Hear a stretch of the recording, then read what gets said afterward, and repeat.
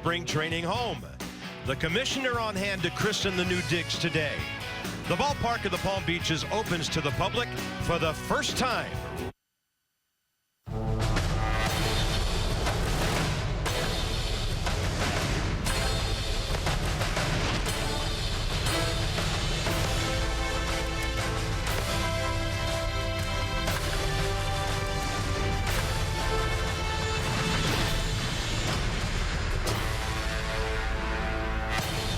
Well, put on your Nats jerseys. Take a stroll to our new ballpark. The Astros live here, too. The two will get together today, and this is a whole new era of spring training baseball for the Nats and for the Houston Astros. The ballpark of the Palm Beaches, a 20-month project somehow squeezed into 15 months. So kudos to all the construction people who got us on the air and got us where we are today. It's a fantastic place. And new seems to be the theme around here, FP, because we got some new faces on the ball club as well. Yeah, Adam Eaton, one to speak of. Last year had a great season in Chicago, 19th in American League MVP. You talk about what he did last year. You're bringing 176 hits, 29 doubles, 14 home runs, and a 790 OPS to a lineup that a lot of people are saying are the best in the National League. And I think more than Adam Eaton numbers, Carp, what Nats fans are going to fall in love with is the intangibles. The guy comes to play every single day. So not all about the doubles, the home runs, the triples for Eaton. Plays great defense too, but he finds a way to win baseball games. He's going to bring energy to a lineup that needed it a lot of times last year. And a lot of people said that about the lineup after the Nats got Matt Wieters. We'll see how he does, because that's a big-time addition to this lineup and behind the plate as well. So we don't know who the closer is right now. Don't ask us. The next couple of weeks may tell us who that is. Maybe a deal tells us who that is. But I sense a real kind of a mission statement with our guys this year. They don't want that first-round playoff thing to happen again. First thing, win your division, and then take care of that. Yeah, you got to get to the playoffs first, so a long way away from that. But I think right now, as a player, just spring training, get yourself in shape. You're studying for the test right now. The test is opening day. A lot of veterans getting ready for April 3rd in D.C. And some veterans trying to extend their career and make a ball club, like Jeremy Guthrie, who goes for the Nats today. He's been around a long, long time. He will toe the mound for the Nats. And Mike Fiers, former Milwaukee Brewer, a mainstay of the Houston staff, will go for the Astros. Hambone, Sally.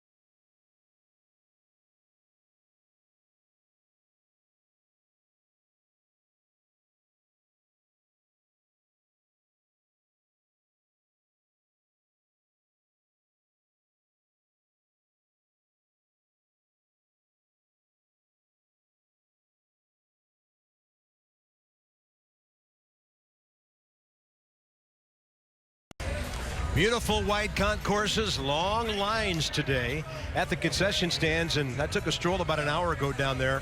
There is a lot of red, a lot of curly W's.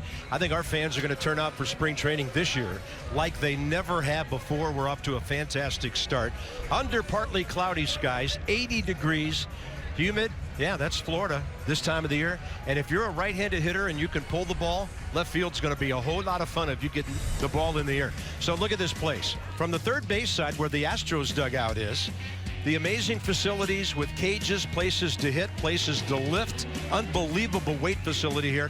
And FP, I know you're in love with this clubhouse. Well, look how big it is. It's twice the size of the clubhouse at Nats Park because you have so many players in spring training. They did a heck of a job. And the guys today were on the main field for the first time in batting practice. There was guys walking in the dugout saying, all right, looks good, because they've been on the backfields until right now. Well, Dusty, one of the most popular guys in this town all of a sudden. Here come the Houston Astros, who won 84 games last year. Jose Altuve, this guy is just amazing. Made his spring debut with a base hit and an RBI yesterday. The Nats were in Houston years ago when he was first called up from Double-A ball, and he has just fashioned an amazing career. MVP kind of guy, batting champion kind of guy.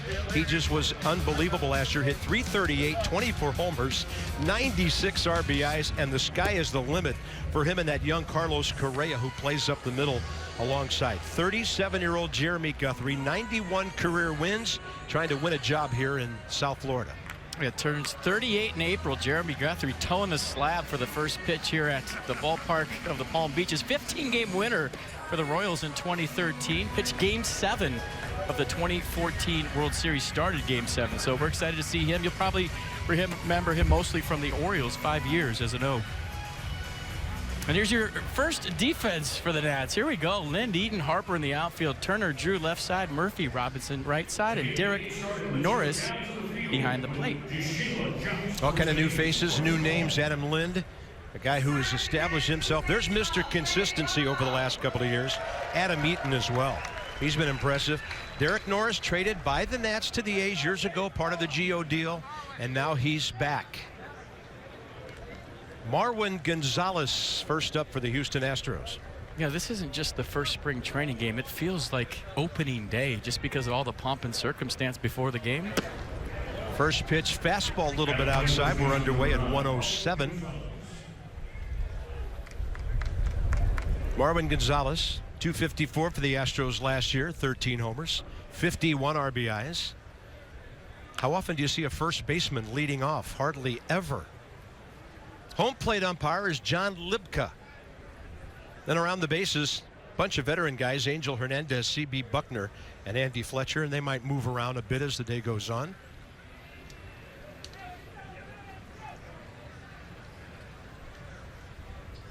One pitch. Ball cutting back in toward the left-handed hitter. Off to the left side it goes. Well, Guthrie pitched in Australia this winter. Didn't play last year, just went to Stanford and got his degree. How about that, last summer? That's a full year. That might be better than playing. 91 and 108 career, 272 big league starts. Very close on the down and inside. Count goes 2-2. Spring training for the umps too. Relax.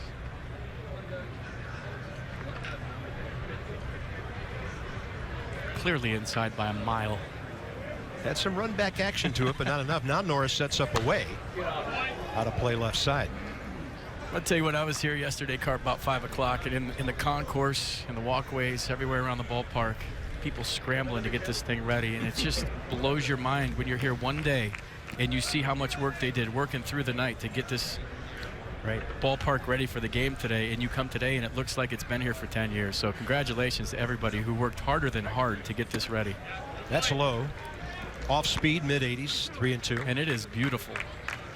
Official seating capacity, according to the architect, 6,440 seats. And then they can put another 1,000 to 1,200 out on the berms in left and right field. And Mark Lerner told me that if it ever happens where they might sell standing room, and that could happen a couple of weeks from now when the Yankees are here, they could get nearly 8,000 in this ballpark. Huge video board out right field.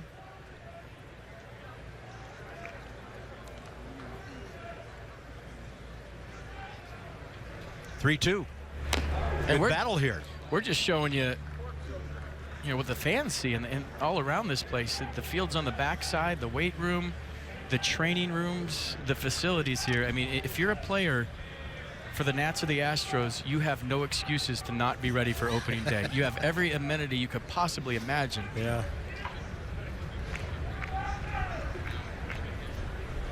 Another payoff pitch. This one popped up left side. Steven Drew over to have a look, but it's a good 15-20 rows up. The commissioner's here. I don't think he's digging the pace of play right now. Jeremy Guthrie. Rob Manfred will join us for a half inning, and if FP gets anywhere near through his list of questions, it's going to be about a 12-run inning. Well, Jeremy Guthrie's going to hit his pitch count here on the first hitter of spring training. Well, in this ballpark, it is. Well, if it makes you feel any better, there are 12 guys in the bullpen today. 3-2 again to the leadoff hitter and a step out. 10th pitch coming. He's great at bat.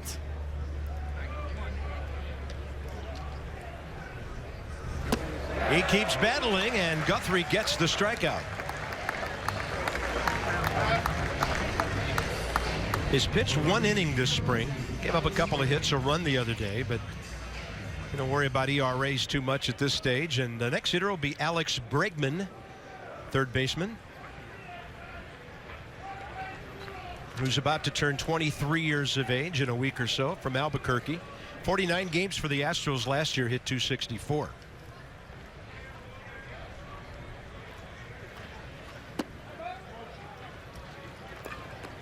Astros a very intriguing club as you look at the very talented AL West. Rangers considered the front runner.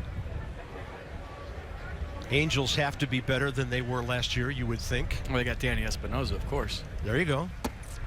Seattle, solid. Oakland. And then here come the Astros. And one of the big things about last year, their Cy Young Award winner, the defending Cy Young Award winner, Dallas Keuchel, pitched hurt all of last year and didn't tell anybody. This ball into right center. Wynn's going to knock that down. It's moving from right to left, and that's why Bryce has to make a last-second adjustment. The wind's been blowing hard all day from the right field corner over toward the left field corner. And those pop-ups will come straight down out there. Bryce is saying, well, last year Vieira, this is a home run. Exactly. So I'm going to break back on that. They're getting used to the wind currents here, the new field. And I say it every year, and it's the truth. There's no such thing as a routine fly ball in spring training. You have the lower stadiums. There's no backdrop. You have some clouds today that look like baseballs. So Bryce Harper, any kind of out is a good out in spring when you're an outfielder. So here's Altuve. He just hits one hard down the right field side. This is a guy who uses the entire ballpark. They list him at 5'6", 164. And he's coming off a .338 season. I mean, both of these ball clubs, you could argue, have maybe two of the best lineups in their league in baseball. Yeah. When you Springer, Altuve, Correa, Beltran, McCann, Bergman, Reddick, I mean, Aoki, there's some offense in this game and in these two teams. To his left, Steven Drew. Jeremy Guthrie really had to battle his first batter, and he got a couple of quick outs. Here come the Nats. Trey Turner right into your living room.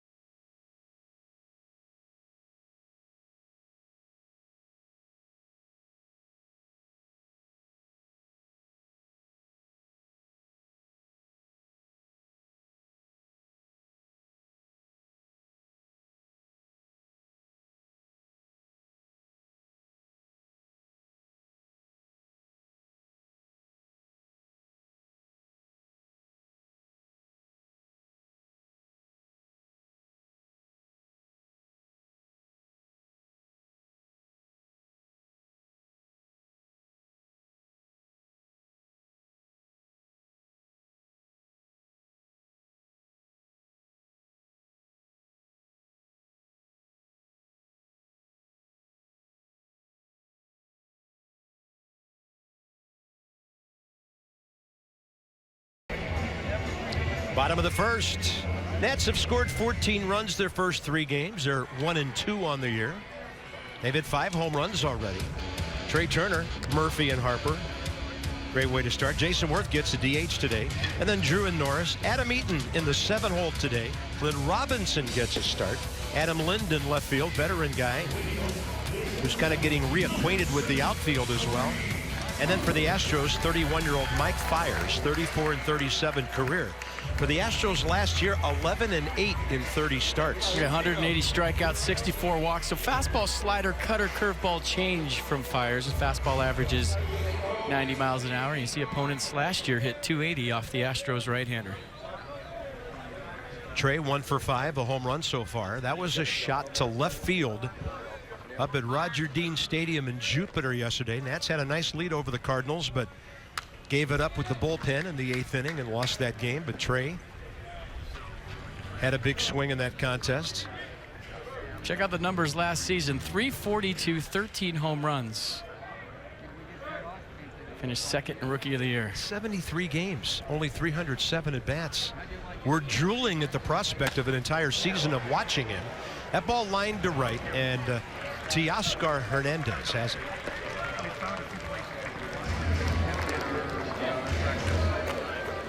Here's defense for the Astros for today's game. Alpin, Marisnik Hernandez, the outfield. Correa, Bregman left side. Altuve Gonzalez right side. And Juan Centeno behind the plate. Applin, excuse me. Yeah, Juan Centeno, former Met. This is a ball club that's got some catchers, don't they? Evan Gattis can be there. Brian McCann, our old nemesis, is with the Houston Ball Club. There's Daniel Murphy, 0 for 4 so far. Shift is on. Coming off a really tough year last year. You know, it's so tough to come to a new ball club, try to establish yourself. Look at those numbers. Let the guys get to know you. Well, one way you do that's by hitting 347. And the on-base percentage, 390. Got his 1,000th career hit last year. Career highs in a lot of categories for Murph, who will be 32 on the Saturday before the season opens. Ball with some action on it, tailing outside. 2-1.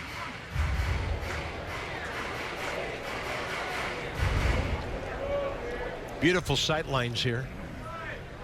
That's our first base camera right at the top of the lower grandstand. Murphy hits one hard into left center.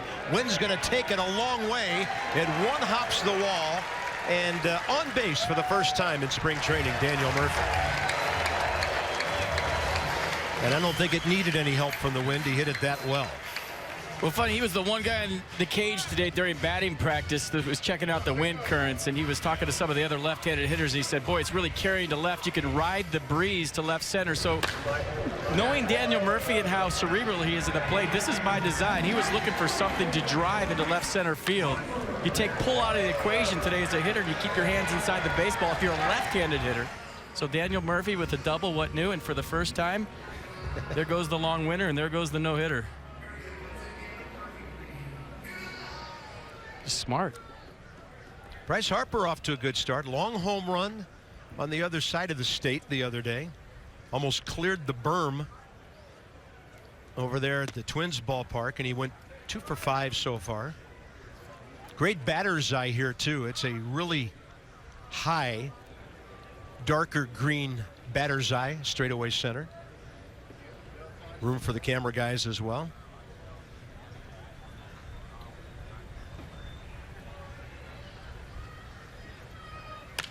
And Bryce thinking about left field. He put a couple on the left center field berm and BP as well today. What about the lower half for Bryce Harper? It looks more, I say the base looks more firm. I mean, he's put together like he was a few years ago. You remember last year he was a little more lean, but his legs to me really stand out as being a lot more thick this year. Must be nice to be Bryce Harper and guys breaking down every part of your game every day. Every part of your life. 2-1. Married in the off season. Congratulations. Well, Bryce will tell you, long way to go to get back to 2015, but nobody more capable of that. A lot of guys would take that left-handed column as a pretty good year. Yeah, the on-base percentage in his MVP season, .460. Crazy.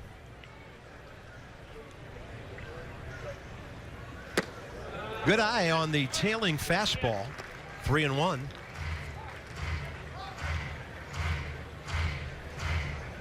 Pretty good balance on that take. Astros are going old school, colorful, everything you can imagine with their spring training uniforms here. A couple of years ago, they went back to the old navy and orange colors, but they still mix in some of the rainbow uniforms as well. 3-1. Harper takes it low in the zone. The count's full. That might be a case where you overthink it a little bit. First base open, right-hander on deck. No way I'm getting a 3-1 fastball, and Mike fires through one right down the middle.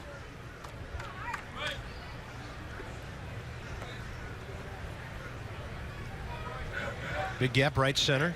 I'd have been looking for it a little more elevated too. Belt tie right down the middle. It was borderline bottom of the zone.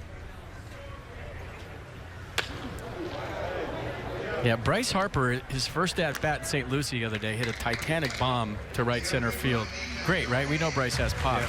The best part about that was he came up his next time and hit a base hit to left field, a low line drive to left field. It means he wasn't enthralled with the pull side. He used the whole field. You remember when he hit .330 in 2015, he used the entire field. With authority.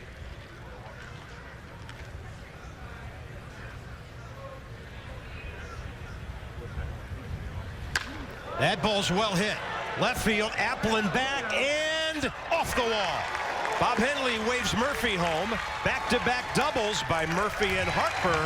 The Nats are on top 1-0.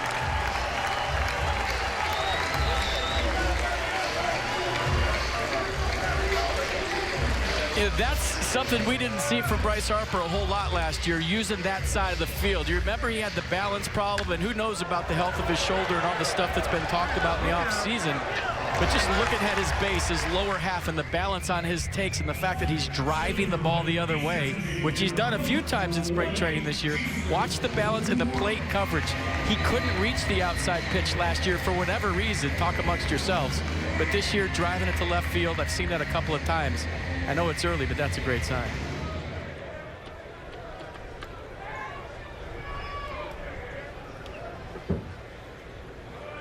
So Jason Worth, first at bat of the spring. Year number 7 of the 7-year deal. Here we go. The one that nobody talks about anymore as being a bad deal. Weird. Yeah. Well, I think Jason Worth has taught all of us a lesson over the years. It's not like the numbers haven't been good. I mean, he was coming off career years in Philadelphia. But Jason has taught us, FP, that being a ball player, a teammate, and a leader in the clubhouse goes way beyond what we see on the stat sheet. Exactly.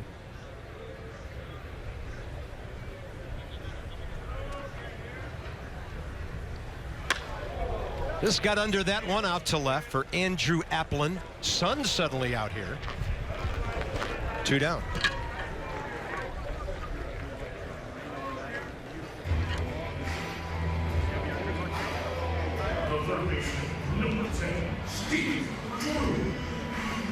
Stephen Drew. About 14 months ago, signed a free agent deal with the Nats. Got banged up a little bit last year, but hit .266, which is remarkable for a part-time player and his production. Yes, you call him Stephen Glue, because he was the glue of that bench last year. Every time Dusty Baker asked him to spot start, he'd go in there and make something happen offensively. Something he had never done in his career until last year. And then when he got a pinch hit, he added some pop off that bench. So, call me crazy, but I was real excited when the Nats signed back Stephen Drew. Absolutely. And there were a little bit of talk that he could have gone elsewhere and had a chance to play every day, but he was so comfortable with our ball club. Each side wanted to be together, and Dusty's got a really good guy off the left side of that bench. And wait till you see the guy off the right side. Chris Heisey looks like he's 26 years old. He dropped about 20 pounds in the offseason. Looks amazing. He told me I felt like I felt like looking like a ball player again. And he was pretty good last year, but those are the two guys around which that bench rotates, with Clint Robinson thrown in there.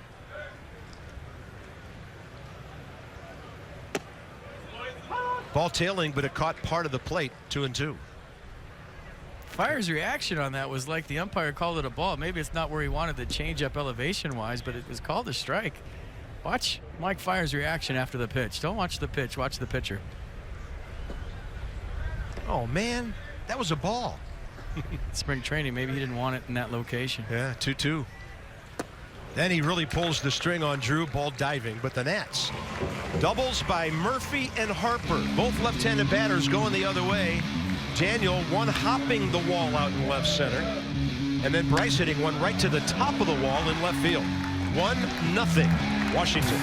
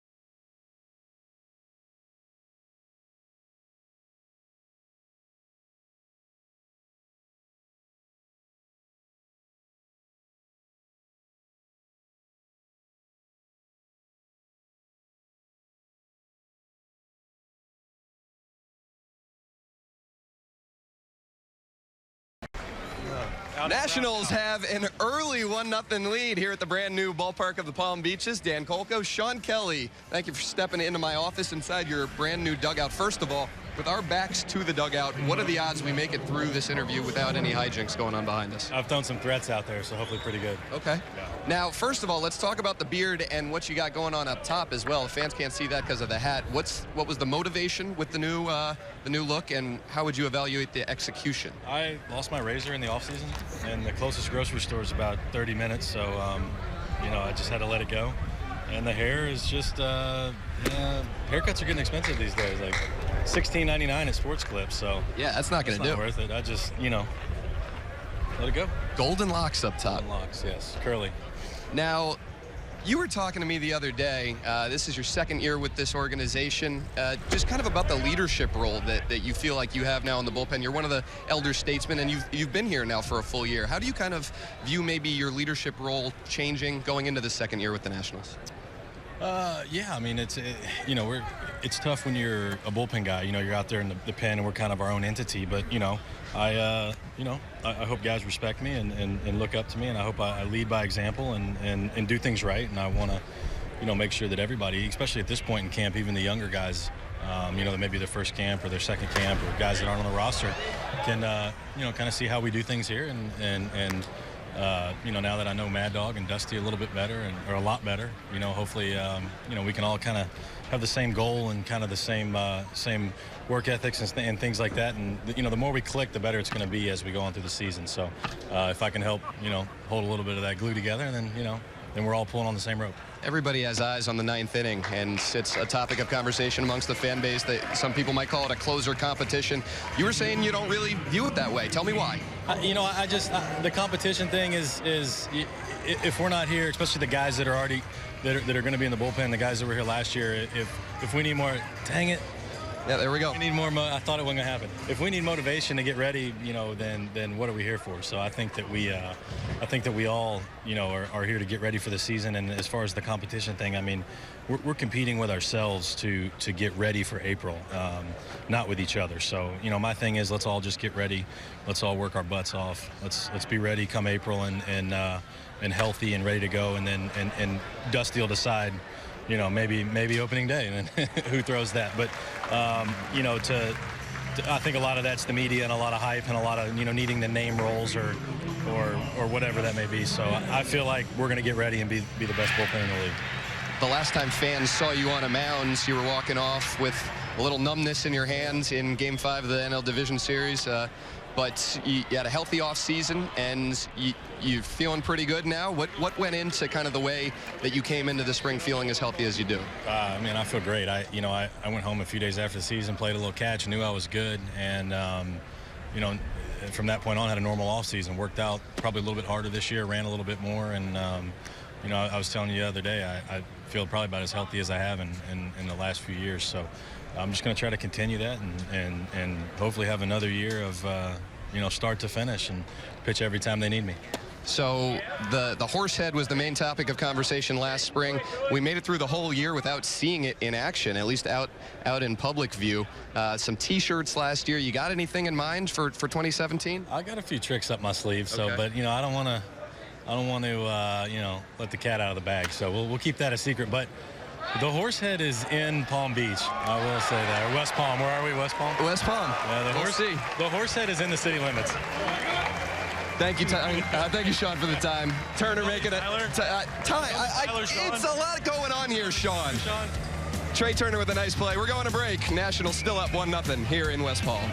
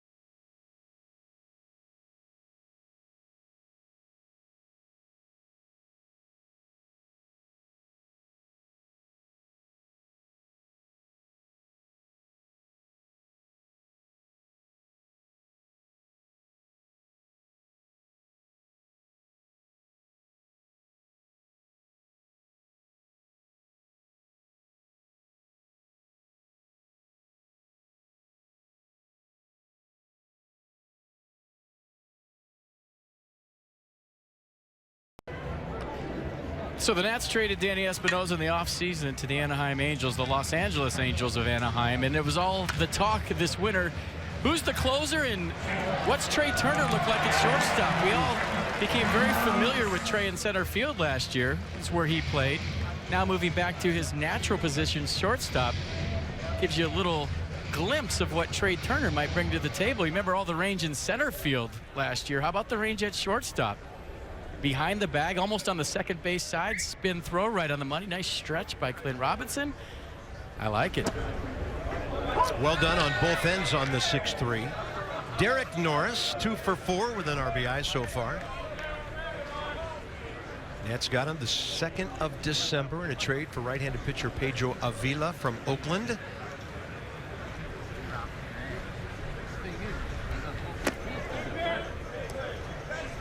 San Diego, pardon me, Oakland his previous time, 13-14. Padres 15-16.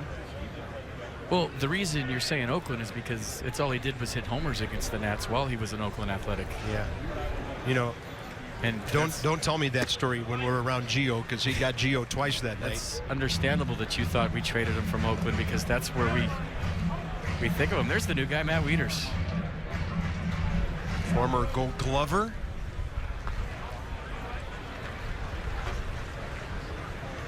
One and two to Norris, who has an RBI in the spring, and a breaking ball tapped out in front of home plate. Juan Centeno makes the play for the first out. Adam Eaton and Clint Robinson, the next two.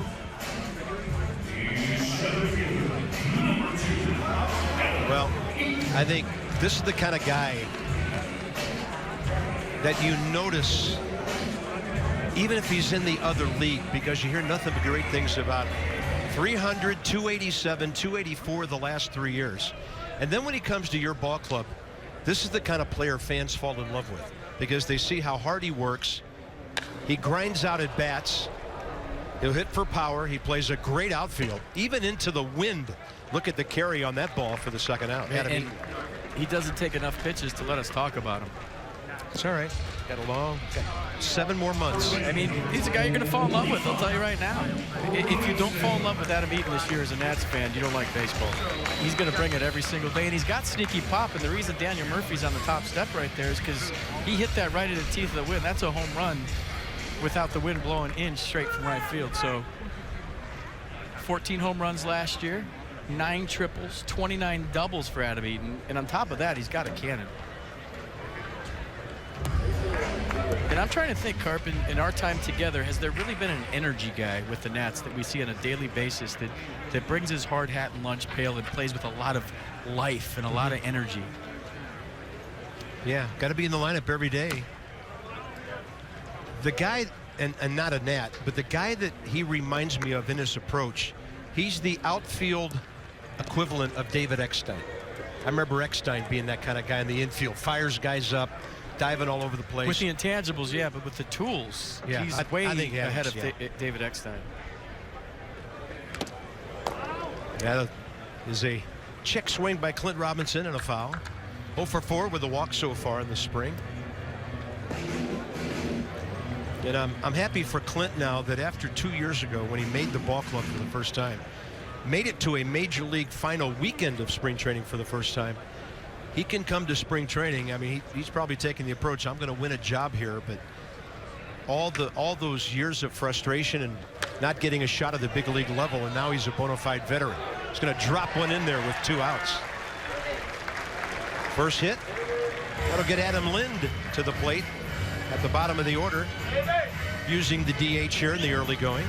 Single game tickets went on sale today. You won't want to miss the best matchups, hottest giveaways of the season, so that your pursuit starts right now. Visit nationals.com/tickets. Get your 2017 single game tickets as of today.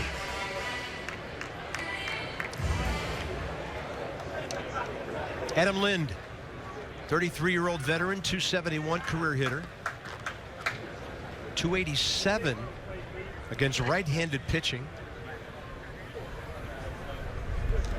11 years, Toronto, Milwaukee, Seattle. Silver Slugger back in 09 for the Toronto Ball Club when he drove in 114 runs and had 46 doubles. Had Dusty Baker before the game today talking about how he has to get certain guys a number of plate appearances so that they feel like they had a chance to make the ball club. You know, you never think about that when you watch spring training games, the bubble guys. You know, the worst thing a manager could hear at the end of spring training was, I didn't have a chance. You gave me 10 at-bats. How am I supposed to make the team? And Dusty said one of the hardest parts about making up a lineup every day is making sure that his veterans are ready for opening day and that all the guys on the bubble get a good look. That ball is lashed to the left of the shortstop, Correa. Clint Robinson motors to third. And the Nats have 4 hits in the game. Back-to-back doubles first inning, back-to-back singles second inning. That was Adam Lind's first official at bat in the spring. Pretty good swing here by Adam Lind. Foot down early. Kind of throws that front side open, but keeps his hands back. And even though the Astros are in a shift, it was hit so hard. Gets through Clint Robinson to third, and Trey Turner, who has the speed to beat out an infield single, has a chance to put his ball club up by 2 or more. Yeah, that's huge with 2 outs and a runner at third.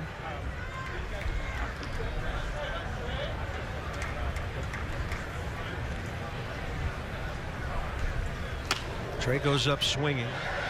307 at bats last year. So taking his numbers from last year and then knocking on wood and projecting him to be healthy all year, it could be amazing.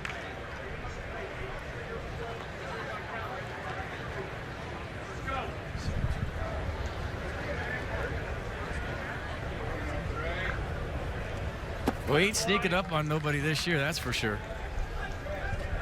I'm sure a lot of the pre-series meetings moving forward are going to be about Trey Turner and how to keep him off base, because you have a good chance of beating the Nats if you neutralize Trey Turner, number one,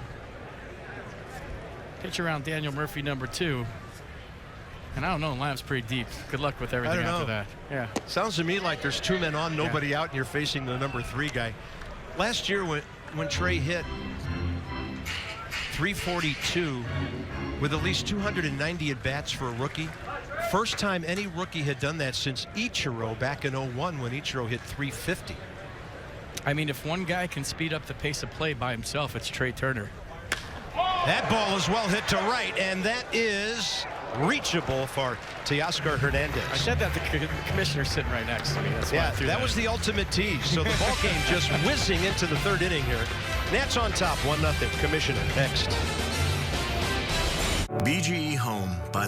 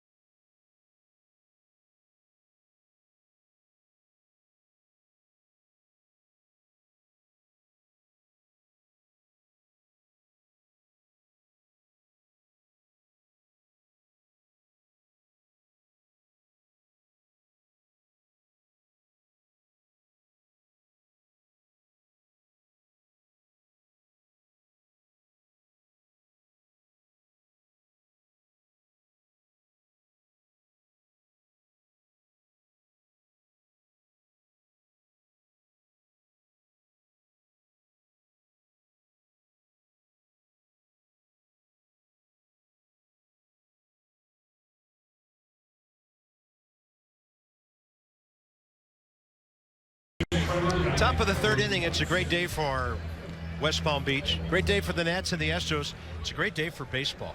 Commissioner Rob Manfred is with us. I was thinking about this morning, Rob. What does it mean to baseball as a whole when a new place like this opens up and opens up a new part of Florida to you? Well, I'll say 2 things about this ballpark. The facility itself is unbelievable, and you know it's great that the city of Palm Beach County participated in the building of this great facility for major league players. But the most important thing about this one in particular is it kept a base of teams here in southeastern Florida so that we could have 2 centers of gravity in Florida, the one over by Tampa on the west coast and then this one. Great for fans in this part of the state. Yeah, I was wondering, most of the teams in Arizona now, it's so good to have them all bunched up here on this side of the state, on the other side of the state, like you said. And for a player, the travel that these guys had the last couple of years was real tough. Right. I think that it's a huge advantage for Washington to not have that disadvantageous travel.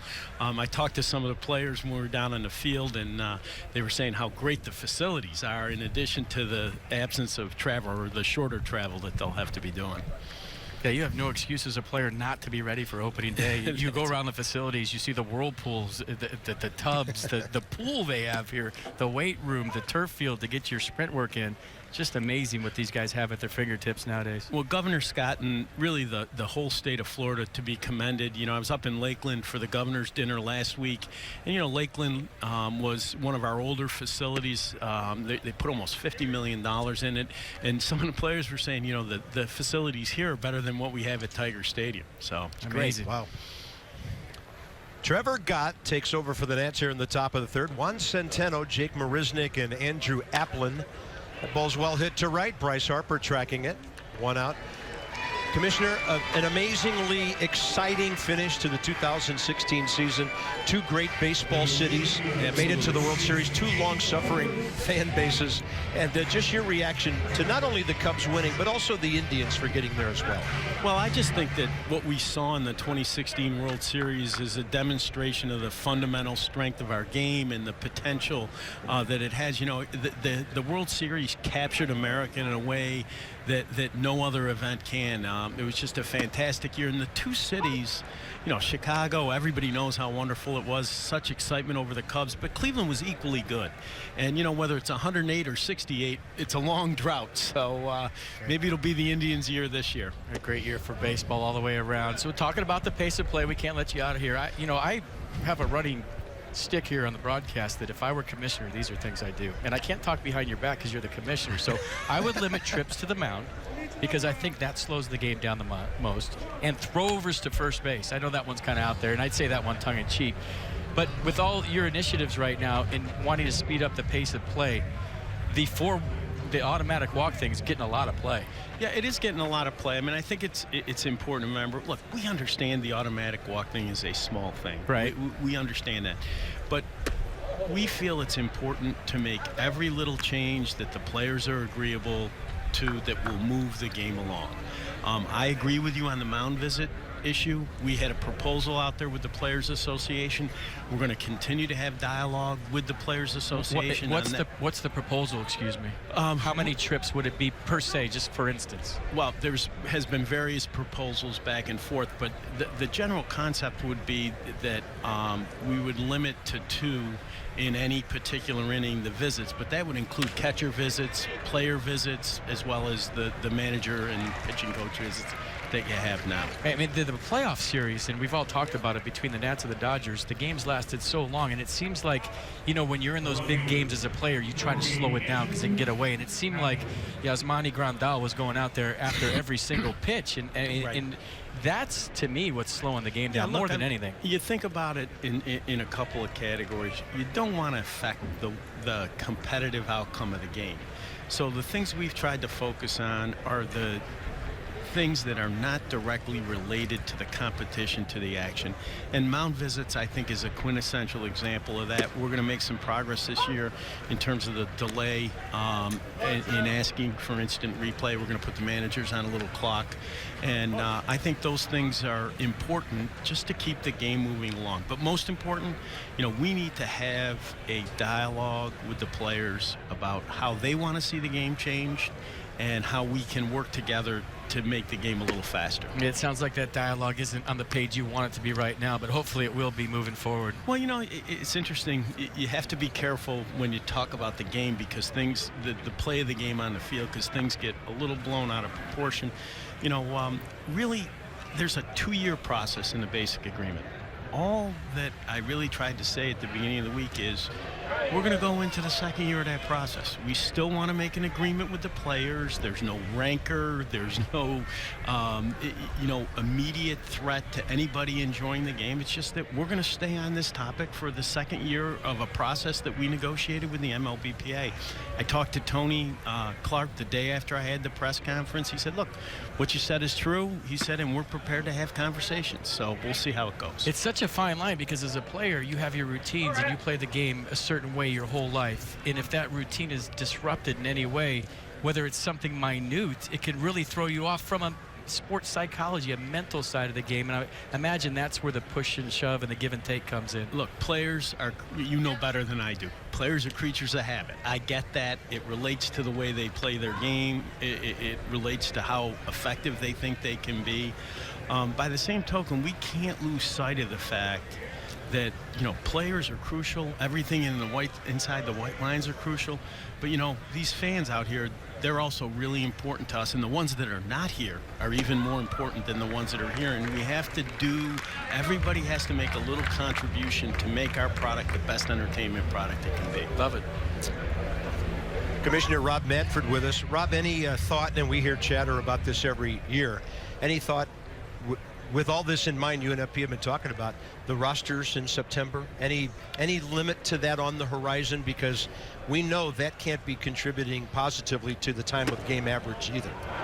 Yeah, we had a ton of dialogue on rosters during the basic agreement negotiations. I think we will get back on that issue, and we will eventually have some change in that area. Here's the problem, and you know, the 40-man roster in September is a great example of it. The game has changed itself. You know, it's evolved. It's not like we're trying to change something that's been the same for 100 years. The game has become different over time. And the way I think about the things we're talking about is, how should we manage that change? Do we need to bump the game back towards the way it used to be a little bit, when it was shorter, faster, quicker? And I think September rosters, you know, 25 years ago when I started in the game, they used the players in a way that it wasn't such an obvious problem. Now with the reliance on relief pitching, you know, we had games where there were 18 pitchers last year. Oh yeah, we're well aware. No, but I like it. Society's changing, and baseball has to change with the times. And you know, in our ADD society, where you know everything's real time, as quick as possible, and the game still has that pace that it's had for hundreds of years, 140 years. You need to make adjustments. And I think it's been great in recent years. The perception from those of us in the booth and not on the field or in the front office, labor peace has been a big part of what you guys have been involved from Commissioner Seelig right to you over the last many years now. Yeah, look, we were really fortunate to make a new basic agreement. I think the agreement will turn out to be good for players, good for owners, and good certainly for the fans. So that's a good thing. I think the other big positive is what we were just talking about. You know, the ink isn't even dry on the basic agreement, and we're talking to the union about a variety of issues during the term of the agreement. You know, it used to be you'd do your basic agreement, everybody would retreat to their neutral corner for 5 years, and you know, there wasn't that much dialogue. For better or for worse, we have plenty of dialogue with the MLBPA on an ongoing basis, and that's good for labor relations. Well, I think you should initiate replay in spring training games, because he was out right there. We've missed one already. There you go. Commissioner, you were in Nationals Park for opening day last year. We get you for opening day down here in Florida. We treasure our time with you. Thank you so much. And we know you're busy and you've got to run, but we really appreciate your stopping by. Well, it's great to be with you guys. Always a pleasure to see you both. Thank you. Thank you. Thanks, Rob. Commissioner Rob Manfred. All right, now we get back to crushing them. Oh, come on. And I have to tell you that in a very short period of time, you and I and other people around our ball club and some other ball clubs have seen what an upfront guy he is, and he'll put on the headset, go on the air with us, and spend time with us, and we really value that. That's awesome stuff, and he's taken the greatest game in the world and trying to make it even better. He is, and he's such a nice guy that when he was salty the other day in Scottsdale in his press conference, you know, you sat up and you paid attention to it, because you know, you don't see that side to him. So when he's passionate about something, he'll let you know, and you gotta like that. Yep. Top of the third. That was Jake Marisnick who dropped that single into left field and then stole second base. Back to the top of the order, Marwin Gonzalez. Jeremy Guthrie, who pitched 2 hitless, scoreless innings, struck him out first time. And now a 2-2 count from Trevor Gott. It's a breaking ball that's in there. Good-looking late cut in on the left-handed batter. 2-3-4 ahead. That means Daniel Murphy is first. He's already doubled and scored. This President's Day, get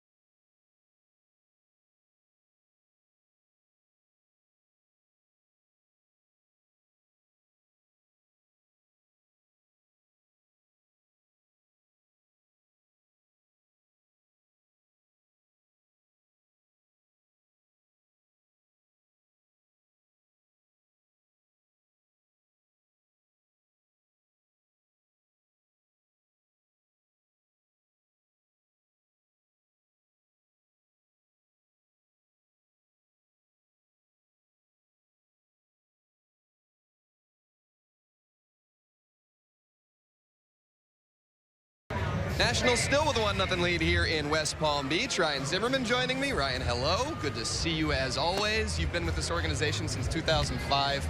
You're now in a brand new spring training facility. How would you evaluate kind of how far this organization has come in this area and what kind of impact this can make? Yeah, it's great. I think, Melbourne was a great home for us, and we got a lot of things done there. But, this facility is unbelievable, top-notch. Gives us a chance to ultimately do whatever we need to do to get ready for the season, which is the reason why we're down here, and give us a better chance to win.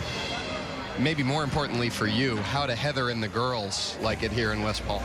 Yeah, they're down here. They're enjoying the city. There's a lot to do down here. Many things for the wives and the kids, and which makes us feel a little bit better about being at the field for 8 and 9 hours a day with giving them some activities to do. But it's a beautiful facility, great city, and we're just learning about all this stuff here.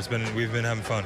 Now, last year had its ups and downs for you individually, but you raked in the division series. Is that something that you can pull from that going into an off season and then try and build off of that at all, or is it kind of wipe the slate clean and come at it again? Yeah, I think you wipe it clean and go after it. I think you always try and take positives out of every year, but you have to learn from the negatives as well. And last year was frustrating for me. Obviously, I didn't play or put up the numbers that I wanted to put up, but finished the year strong. And key for me is just to be healthy, and staying on the field doesn't necessarily mean I'm healthy. It's being on the field and being able to do all the things I need to do to perform, and right now I feel great. I'm going to look to keep it that way this year.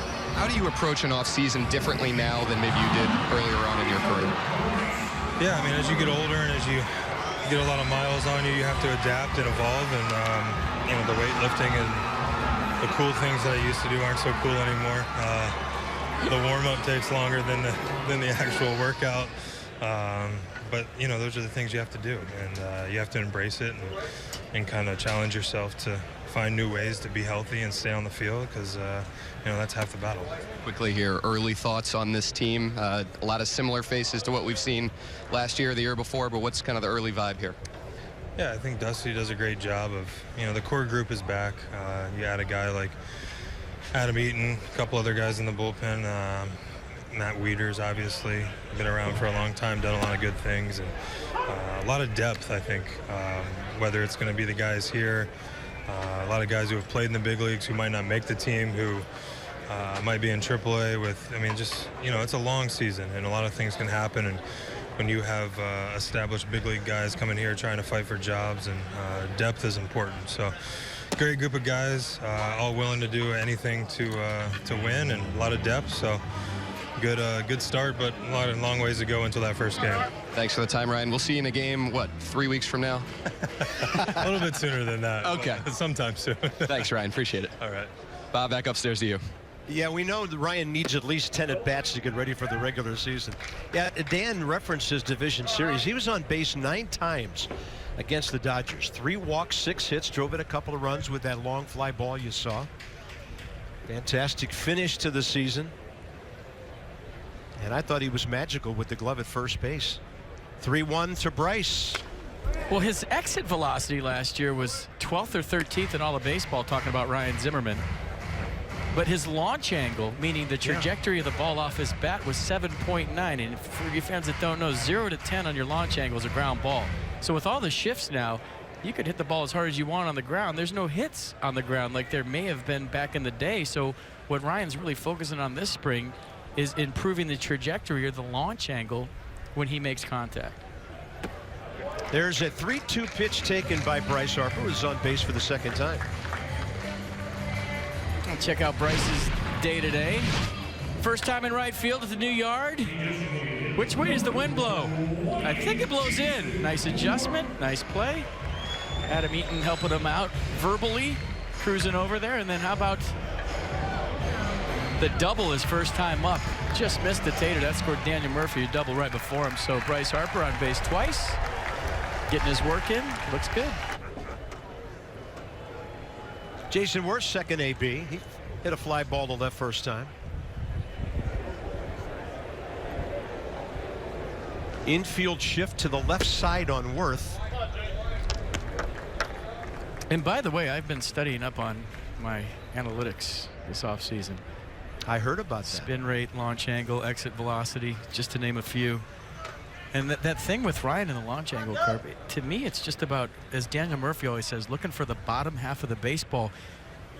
And back in the day, we used to look for the top half of the baseball. That's what coaches always told you, right? Yeah, backspin the baseball, down. create backspin, the ball travels, but the way the game has evolved with the velocity out of the bullpens, you do damage in the air. So I think it's just a mindset for Ryan Zimmerman. I don't think it's a big mechanical change where he has to lose the hitch and the leg kick and all the stuff he does.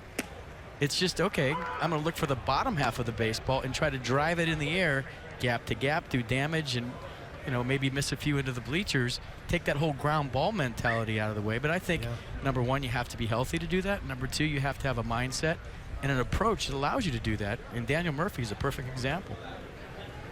With a count of 1-2, second baseman Jose Altuve has moved to the right field side of second base.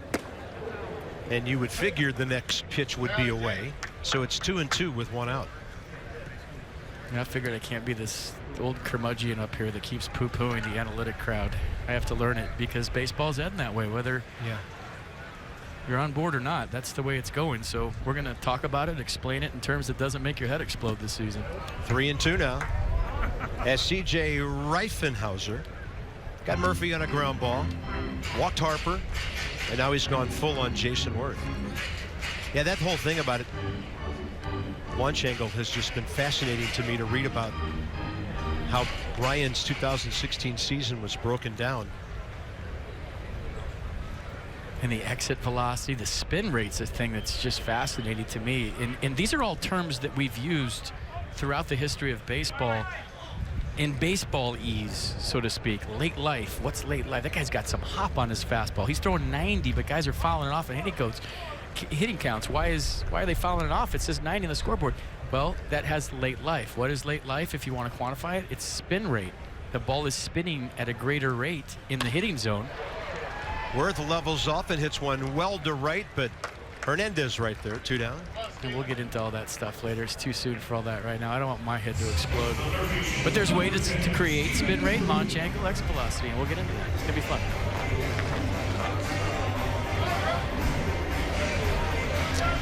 Well, I know last year at this time we were thinking Ryan, if healthy, with the addition of Murphy and Ben Revere to that lineup, is going to drive in a ton of runs. Now Ryan, even though he didn't hit for high average last year, he was very productive with his hits. And then the injuries came, and they came kind of late in the season, really. The plantar fasciitis got him in the middle of June till late in July. Actually, that was in 15, pardon me. It was the left rib cage strain in July last year, then the left wrist contusion in August. So he was kind of clipping along healthy for a couple of months. 93 hits, produced 46 RBIs for Ryan Zimmerman last year.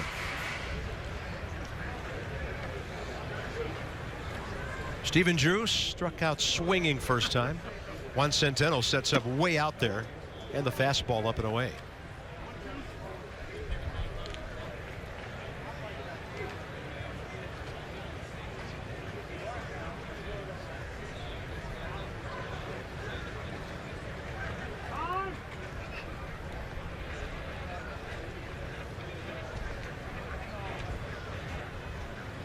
Even though it's lefty-lefty, they're still shifted on the infield here in a pole position. Drew makes an offer, takes it. 2-2. Coming around the analytics, but I know the shift's a part of that. I'd still like to know the psychological effect if you can measure it on a pitcher that makes a perfect pitch and gives up a 16 hopper right where the shortstop has been standing for 140 years, but he's not there. Or in this case, the third baseman. Nobody there. He's got Drew out ahead of the breaking ball. And the Nats will strand a runner. They've left 4, but have a run on a first inning. Bryce Harper double.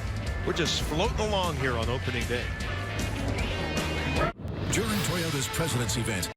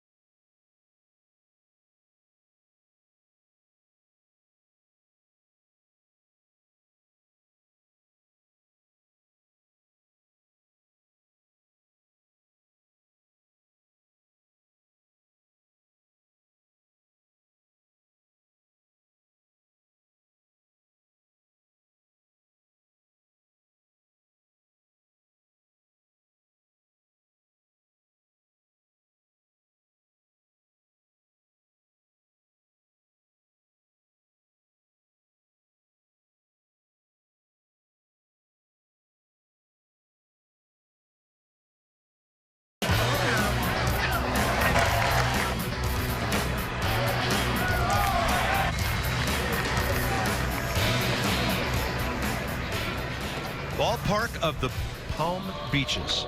Beautiful day, sun kind of ducking in and out behind the clouds here in South Florida. Oliver Perez, very busy for the Nats last year, 64 ball games, 40 innings in mostly situational appearances, 38 hits. And one of 3 lefties that we might see today out of the bullpen. Eddie Romero, a new addition, is one of those, and also Nick Lee. So here's Oliver, one of the busiest guys in baseball whenever he's with one team for an entire season. The 2-pitch guy, 5 windup guy. Fastball 92, slider 79 in 2016.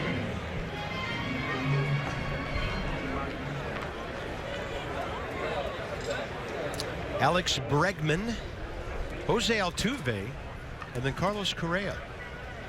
Now, we were doing an interview back in the 2nd inning while their DH was batting, and if you notice, that was Carlos Beltran, new addition to the Houston Ball Club, coming back home.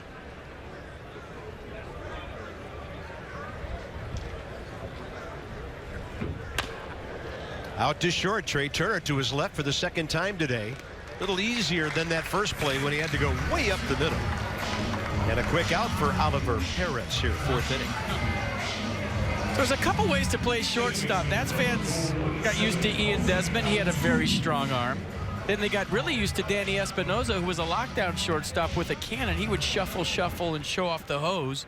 Trey Turner's more of a guy that catches the ball and gets rid of it with not a whole lot on it, but the quicker you get rid of the baseball, and the better chance you have of getting the runner at first. So if you have that plus arm, you can take your time. If you don't, you have to get rid of it quick. That was a perfect example. Here's Jose Altuve. Bounce out to the 3rd baseman, Drew, first time. I mean, we've been spoiled with the past 2 shortstops we've seen on a daily basis. 2 of the better arms at that position in the league. Trey Turner has a good arm, but not a great arm like the last 2 guys I was talking about. I'll take his range against anybody's, right? Yes. 1-0 pitch.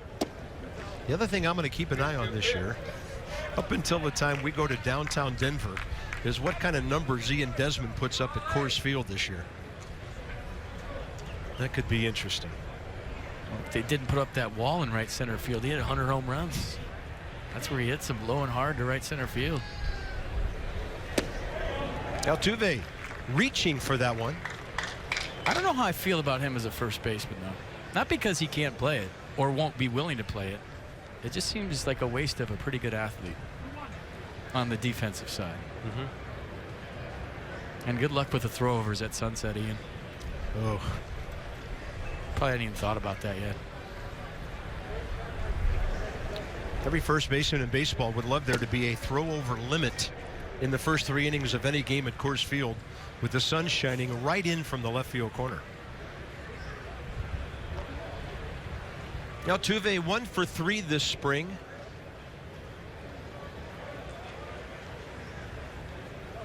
Just 26 years of age. He'll have a birthday early May. 30 steals to go with the 24 home runs last year. That curveball comes roundhouse to get back into the strike zone. 3-2.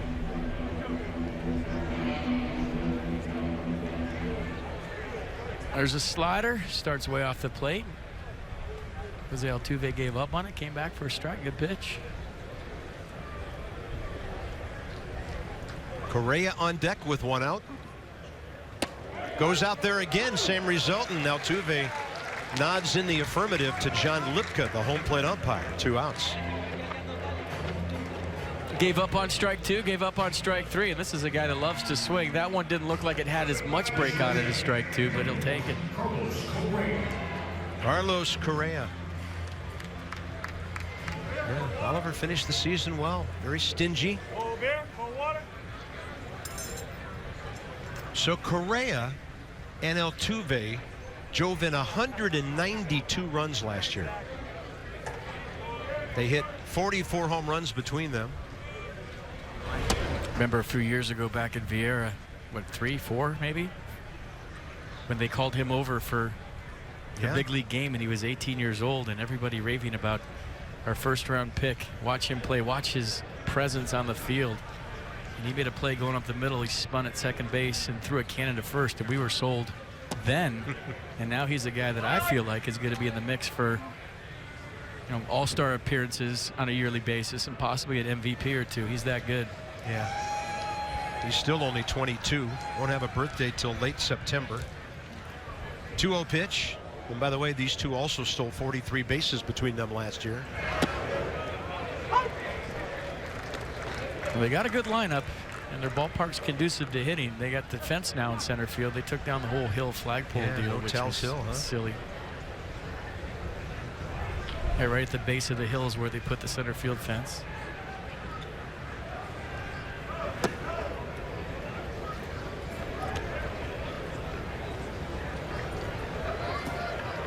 Astros finished third last year, 11 games behind their in-state rivals, the Rangers.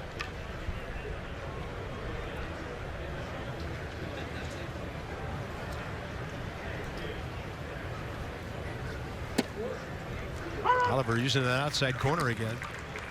It's funny, Mike Rizzo, you saw A.J. Hinch there. Mike told us that you wouldn't even know if you were around here that there were two clubs here. They never see each other. Only place he's seen A.J. Hinch was driving north on I-95 the other day. This place so big it needs two different area codes for the third base side and the first base side. And that'll be a 2-out walk as Correa works the count, gets aboard for Carlos Beltran. So with more on this amazing place we get to call home now, here's Dan.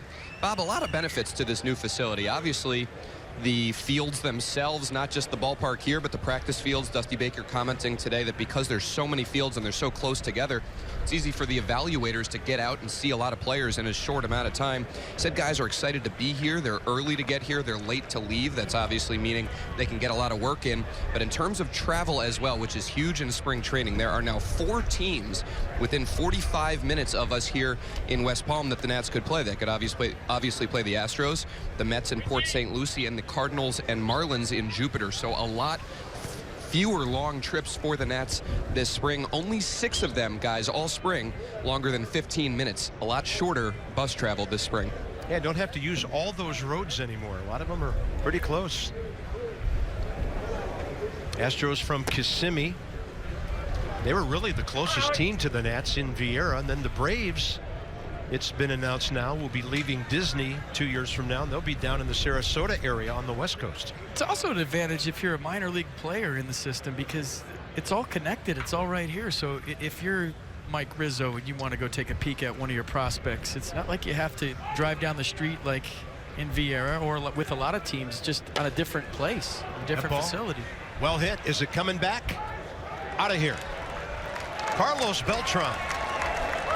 22 homers, 64 RBIs for the Yankees last year in his final year in New York.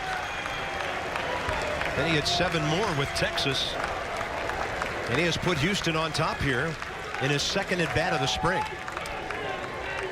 You usually hear that big crack, partner. I'll lay out for you for your home run call, but that was off the end of the bat. Did you see the replay? We've been watching the ball fly out to left field here all day.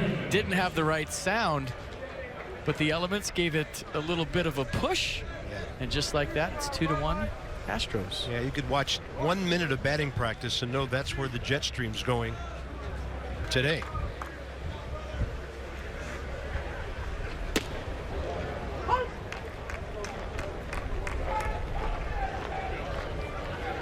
Teoscar Hernandez, the right fielder. 230, 41 games for Houston last year. 26 years of age. Hits one to center that's got some carry to it. Adam Eaton got turned around a time or two, but never really lost sight of it. And he makes that play. A walk and a blast after 3.5. Houston 2-1.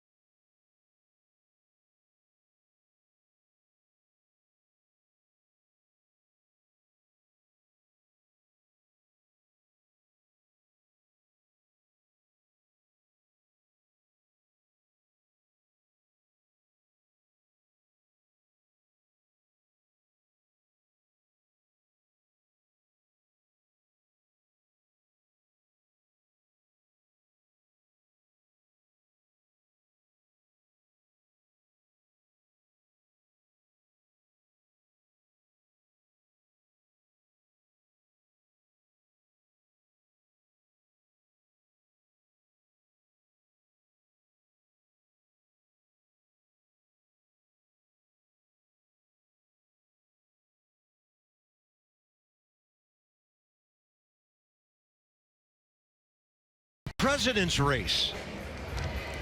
Just 3 of them. William Howard Taft out in the lead. He's going to hang on. We've heard rumors of retirement this year. 2-2-0 Astros, 1-4-0 Nats. Single game tickets, they just went on sale this morning. Great matchups, hottest giveaways of the season. World champion Cubs will be coming to Nationals Park. Never been able to say that before. The pursuit starts now. Nationals.com/tickets. And get your regular season tickets now, and single game tickets are now on sale. Up the berm. We saw Ken Giles break in a few years ago with the Reds, the Phillies. A hard-throwing right-hander. Now he's with Houston. He will take over here, 26 years of age. Giles last year, 69 ball games, 15 saves, but a 4.11 ERA. His fastball last year averaged 97.2 miles an hour. 2-pitch guys. A slider to complement it at 86. Derek Norris. Little chopper in front of the plate, thrown out on first time up.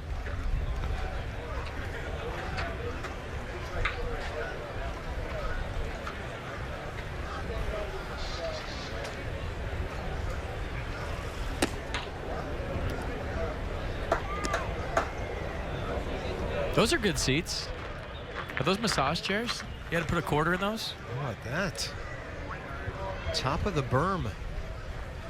Those look like first come, first serve. Can we do a game out there? I'm in. That ball is roasted to left. See you later. Concourse for Derek Norris. Tie game. Now that sounded like a home run. Different sound.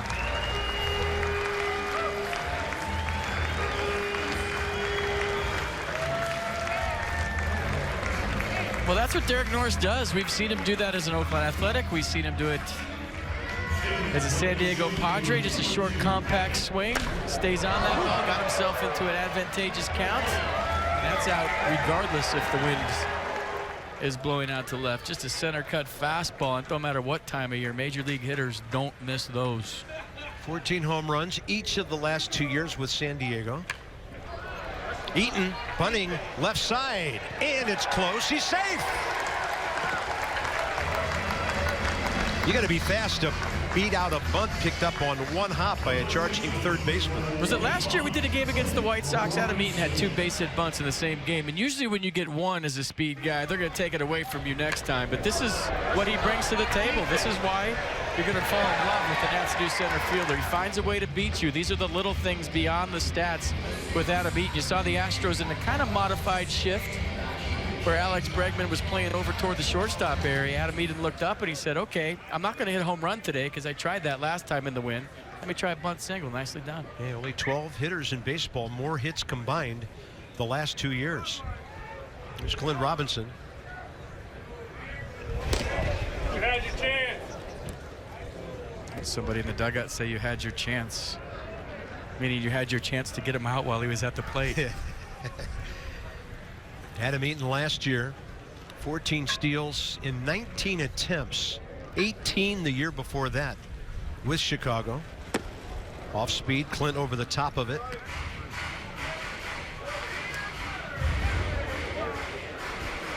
.54 career stolen bases. Well, that's a rhythm just like hitting that you have to get into as a base stealer in spring training. Work on your jumps. Maybe a little later in camp. We'll see if he decides to go here. Looks like he's trying to. 0-2.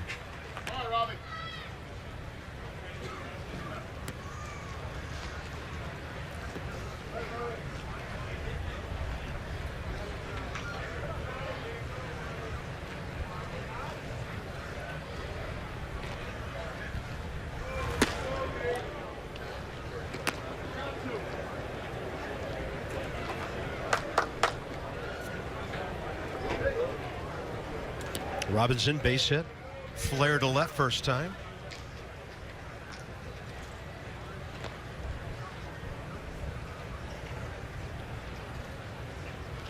Target in, they go down and in to get the foul tip and the strikeout.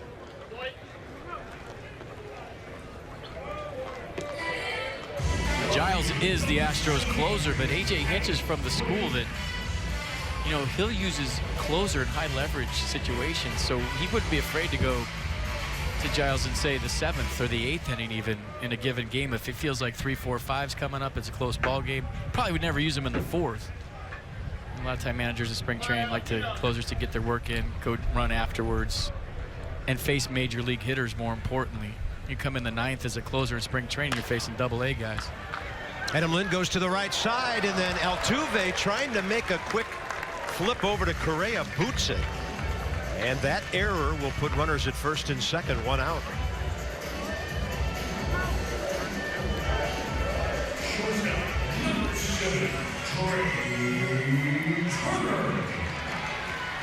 Looked like he might have been a little bit of a hurry right there. Still getting his rhythm on defense. Jose Altuve known more for his offense, but he can make plays at second base, the highlight plays for sure. But the Astros defense last year wasn't what they wanted it to be. They want to improve big time moving forward. Yeah, they play in a ballpark where you will pay for giving extra outs. No doubt about that. Trey Turner, 3rd at bat of the day, has gone the opposite field way twice, lining out both times to right. With Altuve having to hold Eaton, there's a lot of room for a ground ball on the right side. He's going to gash one to center. Jake Marisnick barely had to move to make the catch. 2 outs.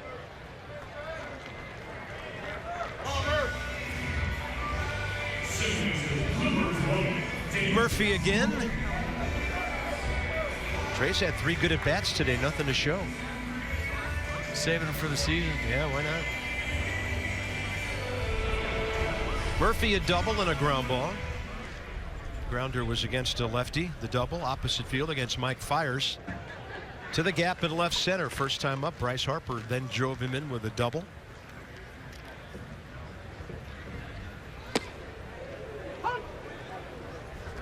Hey guys, Murph usually feasts off of the harder the better. You throw 110, good. He loves that.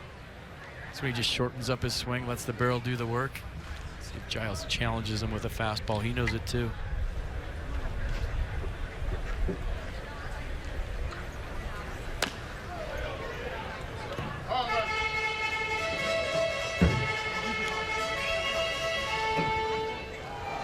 So no lower than 5th in any of those categories. And of course, that bottom column and his hits, 184, hurt by the fact that he was hurt the last couple of weeks going into the playoffs. Yeah, missed some time and still first in the league in doubles. 47. Struck out 57 times all year.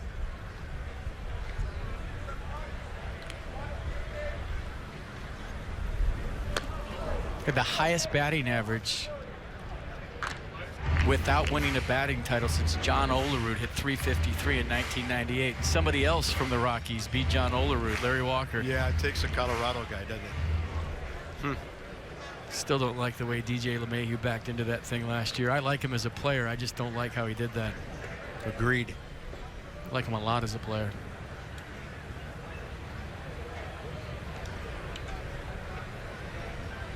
Saw Coda Glover.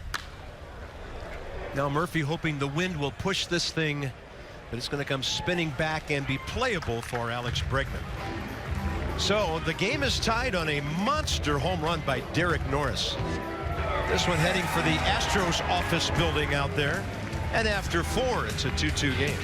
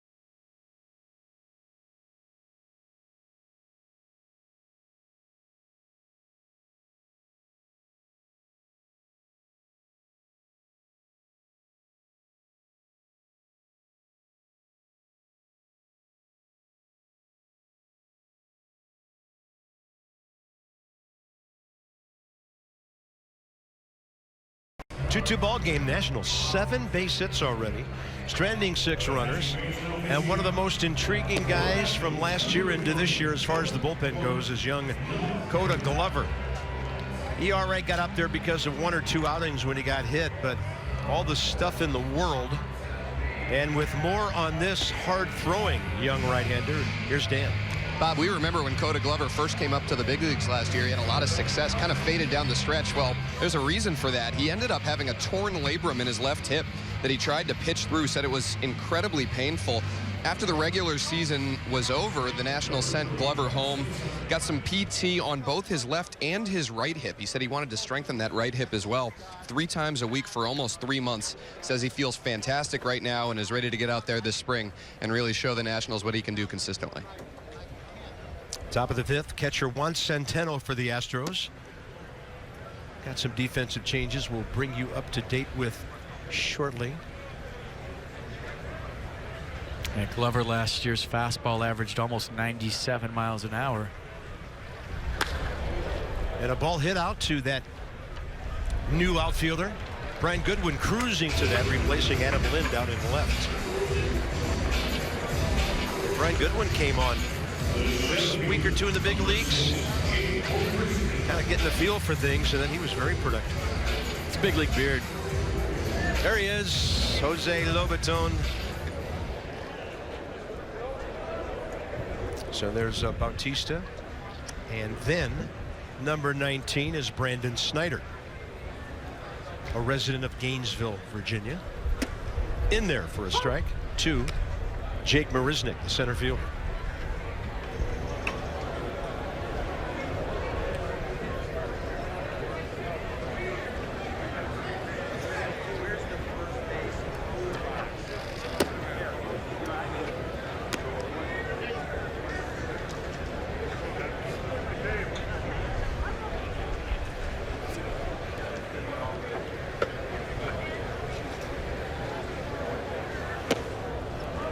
Nice action, down and in.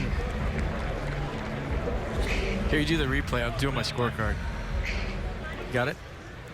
Late run, spin rate, outstanding on that fastball. Nice. You know, I did some homework this year, too. Good job.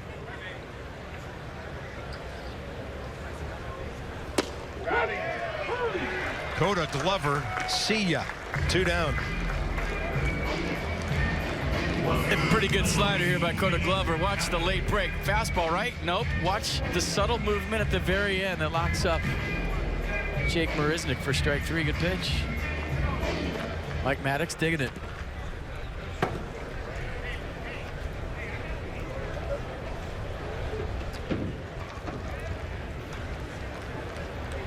Andrew Applin, the left fielder.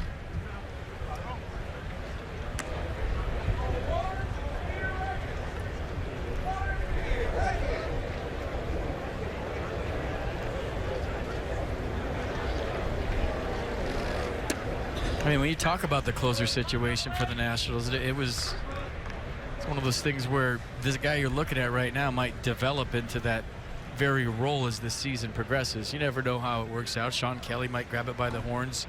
Blake Trinan, who's an adequate candidate for sure. But when you think about closers and their stuff, their mound presence, and what they bring to the table, all those guys fit the role. But the guy you're looking at, Koda Glover, definitely looks the part, right? Absolutely.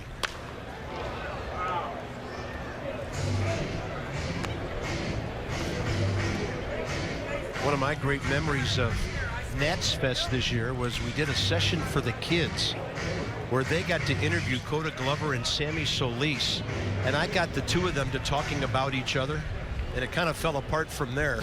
But you know, a real good glimpse into the life of the guys out in the bullpen and how you have to keep yourself engaged out there, how you have to keep yourself sane when you're not working a lot at various times. And these guys are forging some strong relationships out there, and as you heard Dan interview Shawn Kelley earlier, they're going to look to Shawn now to lead the way.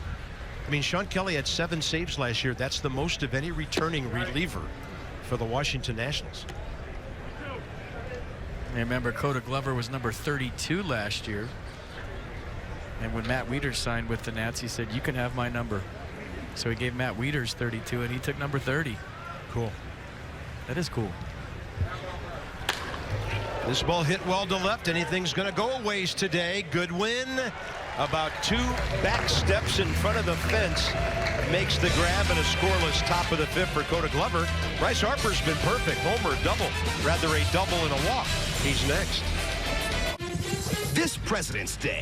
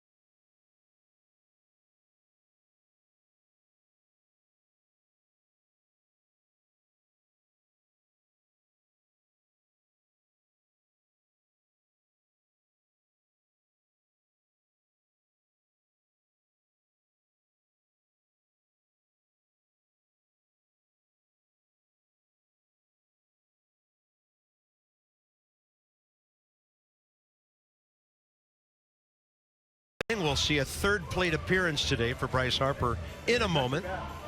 Harper, Worth, and Drew Dua, bottom 5. This is interesting. Since 2012, when the Nats won their first division title, second only to the Cardinals, by a grand total of 3 wins for the most in Major League Baseball. 4 of the 5 are National League ball clubs, and the Orioles topping all American League clubs. Now the Nats just need to take that 5 and 9 and turn that thing around, and all will be well. Looks like Anthony Rendon will DH for Jason Worth in a moment after Bryce. But that tells you something about what Mike Rizzo and the organization have done here, FP, from a scouting and development standpoint, but also from making some key deals for major leaguers out there as well. Yeah, I think everybody in the organization, players, front office, fans, broadcasters, all included, are ready to take the next step in October. But first, like we said in the open, you got to get there. Long time from now.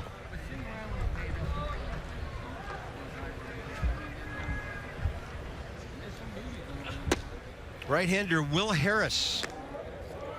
I mean, it's their 13th year and they haven't won a World Series yet. Sounds like a lucky number to me. Nats fans have had to wait 13 whole years for a World Series championship.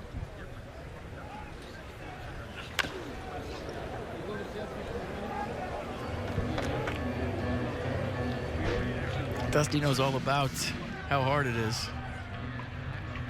That's all you have to do is ask the 2 teams that played last October. 108 years between the Cubs World Series championship.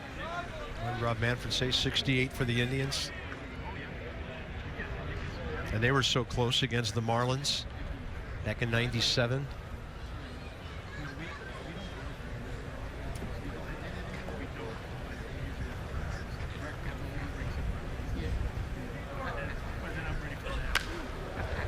And another thing that we'll see this year, Screech doing PR work for the ball club. Good to see him down here. Screech eating kids. He was hand-to-hand combat in a friendly way with Orbit, the Astros mascot, before the game. Plucked his eyes out.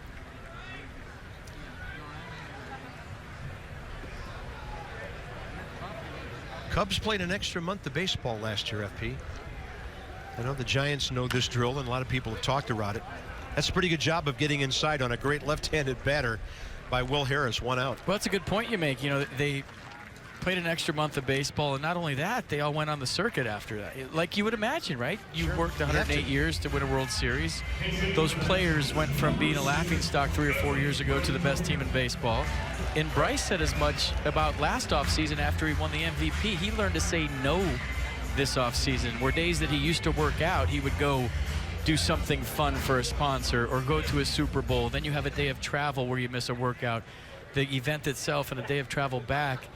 And you talk about the Cubs and all they went through this offseason. I'm sure they're going to stay focused. Joe Madden won't let them do anything but you know, you have to enjoy that thing because they don't come around very often. And in enjoying that thing, maybe you get a little distracted and you don't work, maybe not as hard, but as much as you would because of all the opportunities to do once-in-a-lifetime things. And I think Bryce learned that lesson once he won MVP, that, hey, that sounds really cool, but I'd rather do my 500-pound squats instead so that I have a good season. Right. Yeah, that boils it down to a personal player standpoint. Giants, those 3 World Series, 10, 12, 14. Couldn't get it done any of the ensuing years. Royals go 2 years in a row. They ran out of gas last year. It's a real thing. And I'll tell you what, no fault to the players. If I'm a Cub and I win a World Series, honestly don't have the same intensity or focus the next year. I don't see how they could. I've never been in those shoes, so I don't know. Everybody says you always want to win another one. But I'm partying like a rock star for 4 months, baby. I mean, you can come find me wherever I'm at. I'm on an island somewhere by the end of the offseason, and I'm not really caring much about the next year, especially if I have a deal, a multi-year deal. 1-2 to Anthony Rendon. Got a good look IDing that breaking ball. Coming off a 270 year last year when his on-base percentage was just under 350.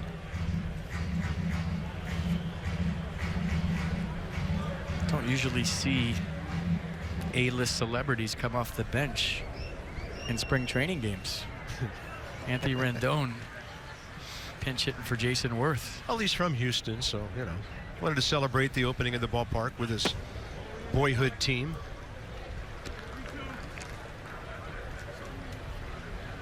There's Joe Nathan. Now that will be an interesting right-hander to watch this spring. 1974 is the year he was born. That's why he took number 74. Okay. I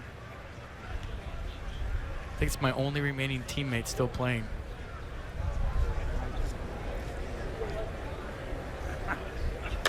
Rendon, it's a good piece of that one to right, out to Hernandez. 2 down. Potomac Nationals opening day, April the 13th. It's not a Friday, is it? Full and half season ticket plans, plus the 15 days of summer and bobblehead mini plans are on sale now. Call 703-590-2311 or PotomacNationals.com to purchase tickets. There's a Dan Coco bobblehead this year. Yeah. I heard they're already sold out for the season because of that. They are. It's Jason Worth, Dan Coco. I think you know the rest. Probably can't repeat it on the air. I thought it'd be cool if you pressed the bobblehead and it said what Jason Worth said in the post-game interview live on Masson. But as we have a meeting at the mound to see if everybody's okay. Yeah, it's a nice job. For not going there, you kind of stopped from going there. I think I went there. I want that bobblehead. Well, trainer out, and Will Harris is done. Retires both of his batters. So our first during the inning pitching change coming here at the ballpark of the Palm Beaches in West Palm Beach. 2-2 Astros Nats. We're back to our beautiful new home in a moment. The DQ $5 lunch is now available.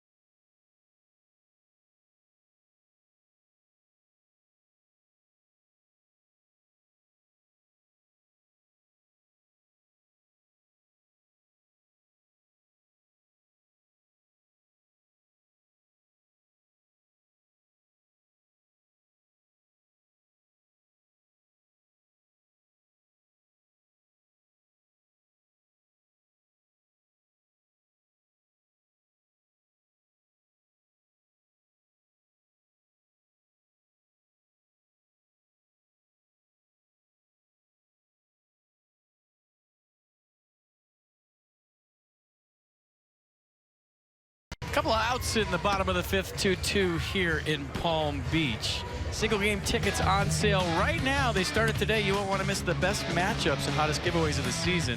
The pursuit starts now. Visit nationals.com/tickets to get your 2017 tickets today. Well, from just below us here. There's a good look at the new ballpark, what the fans see, the seating, and maybe some stuff behind the scenes in case you missed it earlier. There's the entrance to the yard. That's a minor league field. Field 3, I'm going to say. Coming through the third base side, and there's the turf field where you can work on some pitcher's fielding practice, maybe some sprints. That's where Bob throws some manhole covers around in the weight room.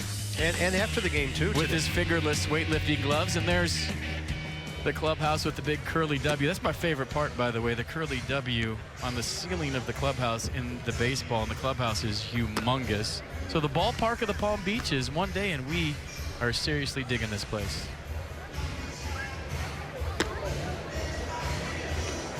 National League awards. Nats took home some hardware last year.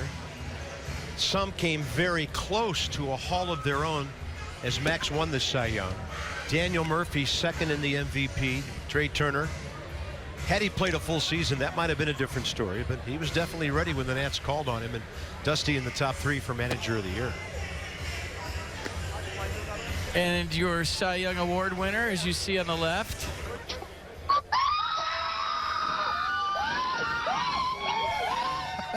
when told of the news, might be the best award celebration ever. In civilian clothes, yes. And I feel like if you win an Academy Award, you should be able to do that in your seats, as long as they get it right. Yeah. Well, one of the things we love about Max is that he is not afraid to demonstrate his total joy at playing this game, and then those moments when he has great success. The 2 no-hitters, you know, arms in the air, the 20 strikeout game. Now the Cy Young. It's so awesome to see the way he gets after it as a player and also after the game as well. That was his 20th strikeout, and you remember the historic game. Bob, you called that beautifully. Max threw it even better. And then October 2nd, his 20th win against the Fishes. We just hope he's okay. We're hearing that he's throwing a 3-finger fastball right now because of the injury to his middle finger. But that's a guy that just finds a way to get it done, and we enjoy every minute of him being a National, and every 5th day is a treat for all of us. Great way to end the season. That is not Max Scherzer. And there's a future Max Scherzer. I had a chance to run into Max's dad, Brad, a couple of times during the playoffs. And I told him, and there's Albert Minnis. He was one of the minor leaguers who was added to the roster today. So he comes in with all the time he needs to get warm after Will Harris had to leave. But I told Brad that his son was the most aggressive pitcher I'd ever seen since Bob Gibson. And Brad said, that's interesting you say that, because he said when I was growing up, he was my favorite baseball player, not just pitcher, but favorite baseball player. And I don't know how much of that Dad was able to pass on to Max, but there are a lot of parallels there, because FP, there aren't every guy out there who never takes a pitch off, never takes a moment off when it's his day to pitch.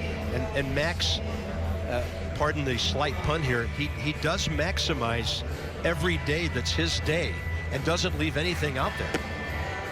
No, he's fun to watch. I mean, he's so intense when he starts carrying the luggage after a strikeout, stalking his prey, bringing the briefcases, whatever, carrying the groceries upstairs, whatever he does with his body language when he's locked in.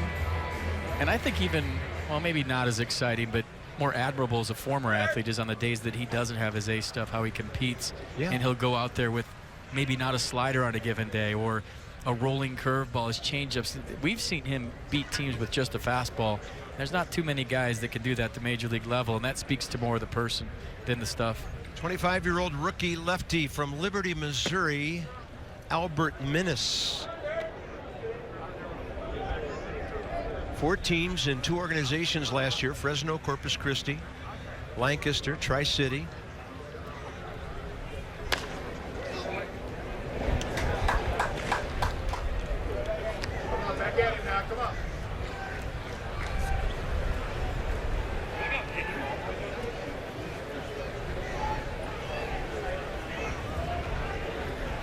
And Steven Drew's had a couple of ABs today, a couple of times striking out, swinging.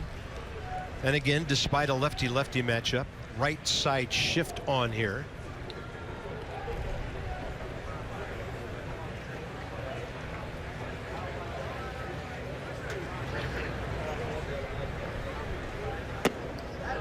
Over but low, and it's 2-1.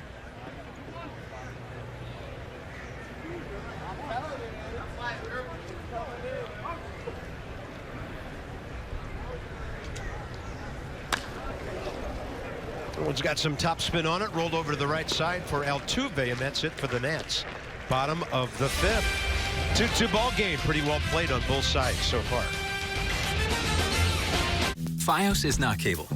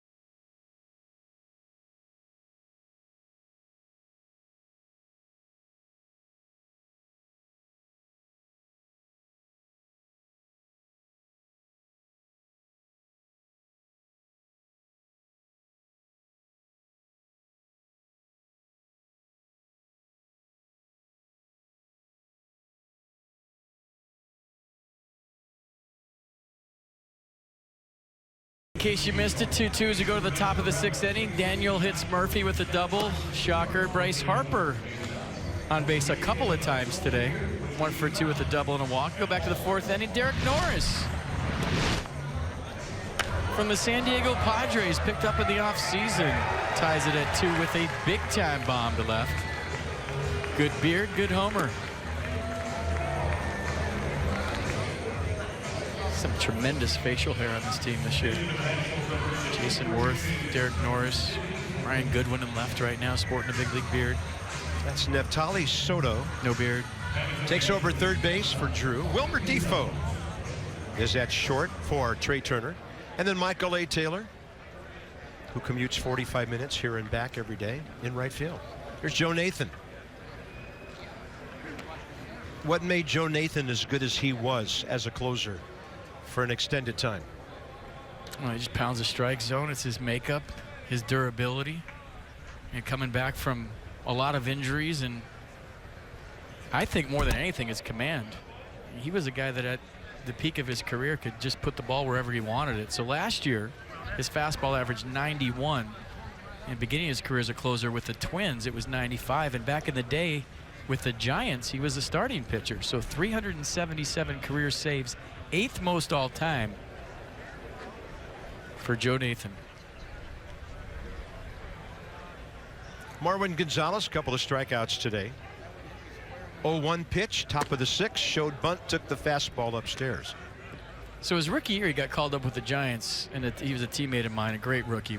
We go on the road and go out and have some cold ones after the game, and we tell him what to do and he'd do it.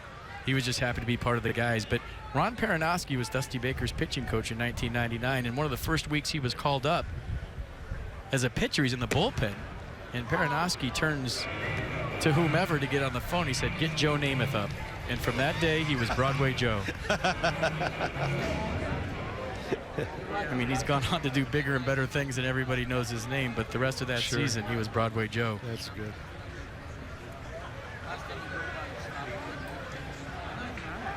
Well, one of those times they got him up, he got a save. One save in his rookie year, way back in '99. Hey, the fastball's coming out of his hand, and who knows? Stranger things have happened. 42 years old, and he's got a shot. Pretty good action right there. No swing, says C.B. Buckner down at third.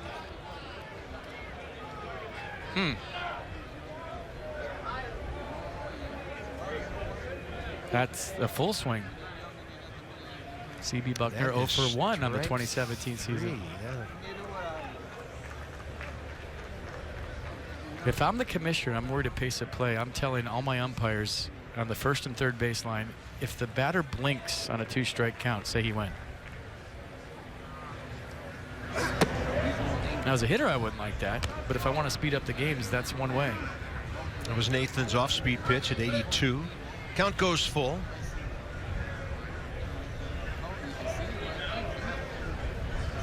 Six-time All-Star Joe Nathan.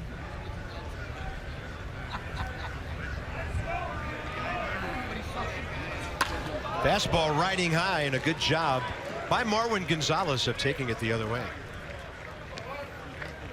More on Joe Nathan. Here's Dan. Bob, I asked Dusty Baker, who managed Joe Nathan very early in his career, what his thoughts are on the veteran right-hander so far this spring. And he said he's an intriguing option. The Nats are going to have to wait and see how Nathan's stuff plays against hitters. But he said just the way that Nathan takes care of his body. Dusty said there are some 25-year-olds who maybe look like they're 40. He said Nathan looks like he's 25, other than maybe a couple gray hairs that he's got going for him. He says he takes real good care of his body. He's in great shape. So the Nationals are going to monitor Joe Nathan this spring, see if he can maybe help them at the back of their bullpen. And FP, it's funny you mentioned that Broadway Joe story. Dusty accidentally called Joe Nathan Joe Namath during his press conference earlier today with reporters. Probably from that one day. Doesn't Dusty know Joe Namath? Dusty knows everybody. I think they're tight. Tony Kemp running for Marwin Gonzalez. So that's the lead run aboard here in the top of the 6th. Alex Bregman, third at bat of the day. Jose Altuve on deck.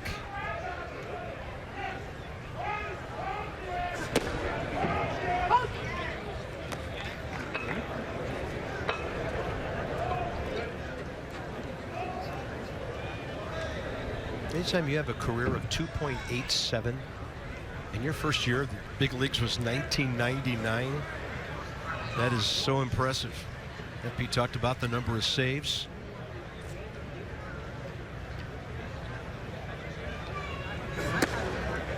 Right now, leaving the ball up a little bit. Counts 1-1.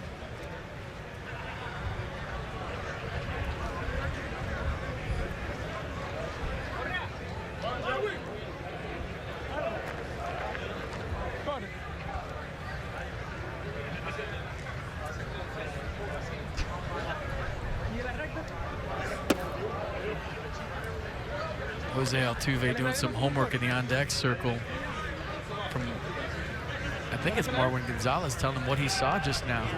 Like he's got a fastball and quizzing him. There's a move. What else does he have? What good hitters do. They'll wear you out, too. The better the hitter, the more they'll wear you out. Well, conversation in February could mean an interleague base hit in July, you know? Runner goes, had a good jump, and the ball's tucked in right behind him.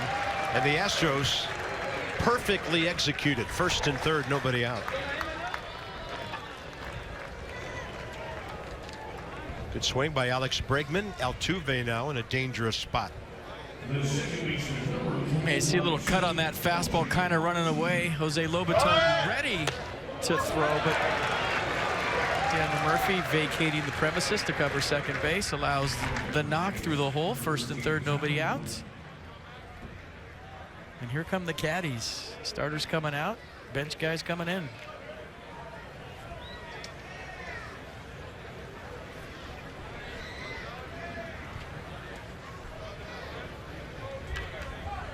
Ground ball to third, a taken third strike. When Oliver Perez threw him a great pitch back in the fourth inning. Target off the plate in, and Altuve leans back. I always found it funny when the great hitters came over and asked you what the guy had. It's almost like an A student cheating off your test. I'd say, you're asking me, I'm hitting 200. I don't know, some late movements. Just go up there and do what you always do, hit a line drive. But the better the hitter, the more information they want to gather before they walk up against a guy they never faced before or maybe haven't faced in a few years.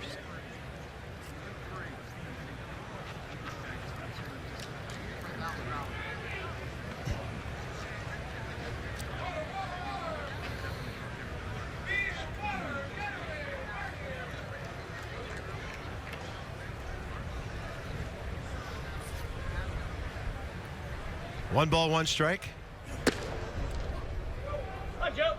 Going to reset things for you here at 3 o'clock Eastern Time. Beautiful batter's eye, beautiful ballpark. Everything's as it should be at the ballpark at the Palm Beaches in West Palm Beach, our new spring training home. 2-2 ball game. Bryce Harper has an RBI double today. Derek Norris is at a monstrous home run. Carlos Beltran, a 2-run shot for the Astros. Altuve looks at that one close, but a little bit inside. 3-1. Careful right here. He's swinging hard.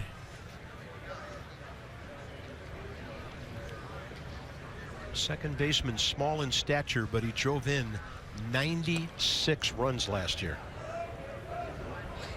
Lobatone shifting away. Fastball out that way. Count goes full. I just love a little guy that lets it rip like that. I could watch this guy play every day. 3-1 count for younger hitters. This is how you're supposed to swing. You work hard to get into that count, do some damage, or at least try.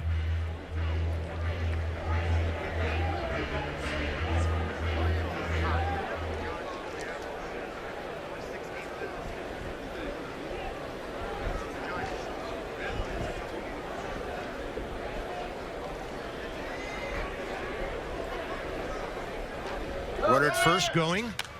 Altuve reaching to stay alive.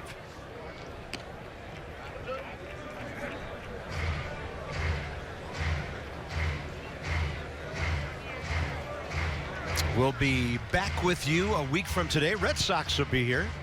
Yankees 5 days after that. Our Astros and then the Yankees come in. Mets, Taste of New York that week. See the Fish and the Red Sox again. That game on March 31st at Nationals Park.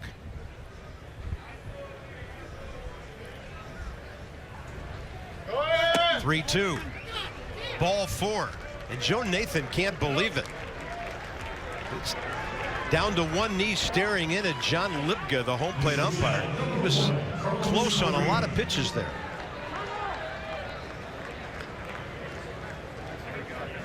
Well, maybe Jose Lobatone blocked him out. That pitch was close. Joe Nathan obviously didn't like the call. And when you're trying to make a ball club, you need every call you can get on the borderline pitch. He felt like he had Marwin Gonzalez struck out on a check swing. He hit a single. Then he thought Jose Altuve might have taken strike 3. And just like that, it's bases loaded, nobody out. A few breaks don't go your way. And now you got to use all that experience. Try to harness those emotions and get yourself an out, but he's not happy. Carlos Correa now stands in the way. Big time opportunity for the Astros to break the game open.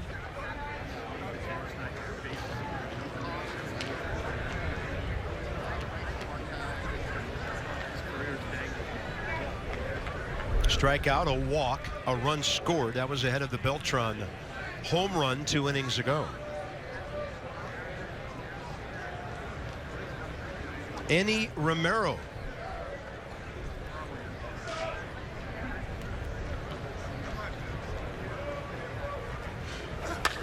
Hot shot to short. Nats will take a couple of outs and concede a run to turn the 6-4-3 double play. Houston leads 3-2. Defoe to Murphy to Snyder.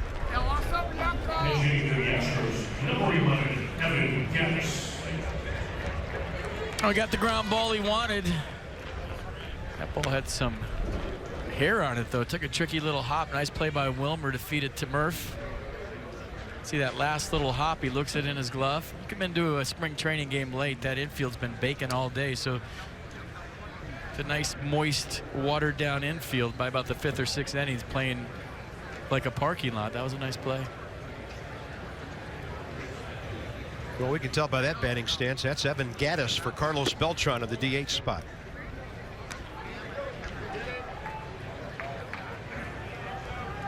.32 home runs last year. That can flat out hit, can he? Well, he hit it far, that's for sure.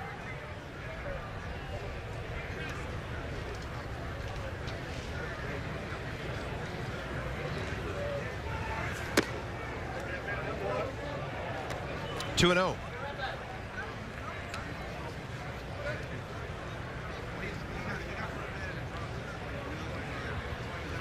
Third base is Tyler White, who replaced Bregman. Tony Kemp, who replaced Gonzalez, scored. Colin Moran, who replaced Altuve, forced at second. And that pitch makes it 3-0. Well, if you're wondering why all the subs are in the game and Daniel Murphy's still in there, Dusty Baker trying to tune him up for the WBC. I think as in spring training, you have to build up your endurance. And no matter how hard you work out in the off season, simply standing at your position is something you have to build up to. You know, we used to joke that we need to go stand in the field for 4 hours to get in shape for spring training, but you know, your feet get tired, your concentration wavers out there, and all of that is part of the endurance that you build up to get ready for opening day. Just simply concentrating for 9 innings. So Dusty trying to get ready for Team USA and that WBC thing. Gaddis way ahead in the count, pumping, and now it's 3-2.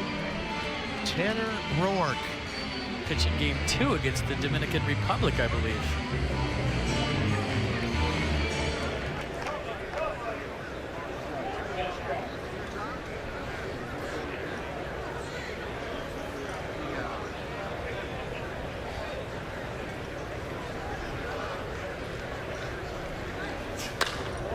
And Nathan gets a fly ball to right for Michael A. Taylor. Pretty good damage control by Joe Namath. Absolutely. It was 3rd and long, and he almost got the first down, but he only gives up 1.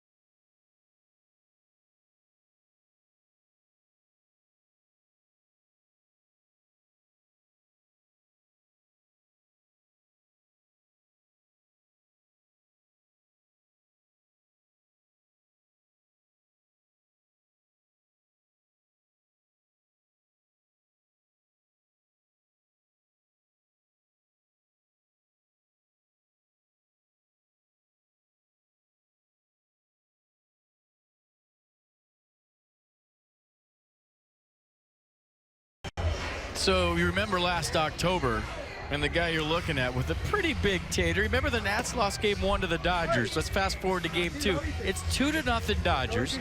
Couple of runners aboard and Jose Lobaton up, right?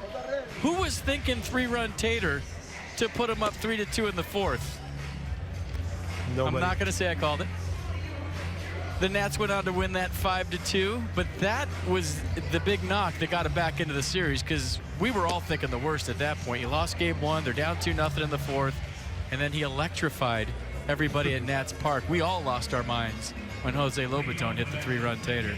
Good times. Thanks for showing that. That was great. That was so cool. Handel Gustave from Pimentel of the Dominican Republic. He's 24 years of age. 14 games at the big league level with a 3.52 ERA last year. 16 strikeouts in 15 innings. Well, Lobaton, if he pulls it, it's going to be into the wind here. Dr. Jose today, I said, keep showing Instagram videos of your son playing Little League Baseball, because that's probably the favorite part of my off season is watching that. He showed him the other day that playing T-ball, just a little guy. And everybody in T-ball was on the right side of the infield in a shift, and he hit it over all their heads. They're shifting in T-ball? If you don't follow Jose Lobaton on Instagram, you got to right now, because his son is priceless. His family is priceless, but his son Hopefully we'll be watching them someday. I have a feeling we will. They're shifting in T-ball? No, it's just, you know, it's like soccer. They all follow the ball. Okay, I got it. So the shift takes place after the ball's in it's play. natural. They just all run for the ball. Okay, well, that's been going on for a long time.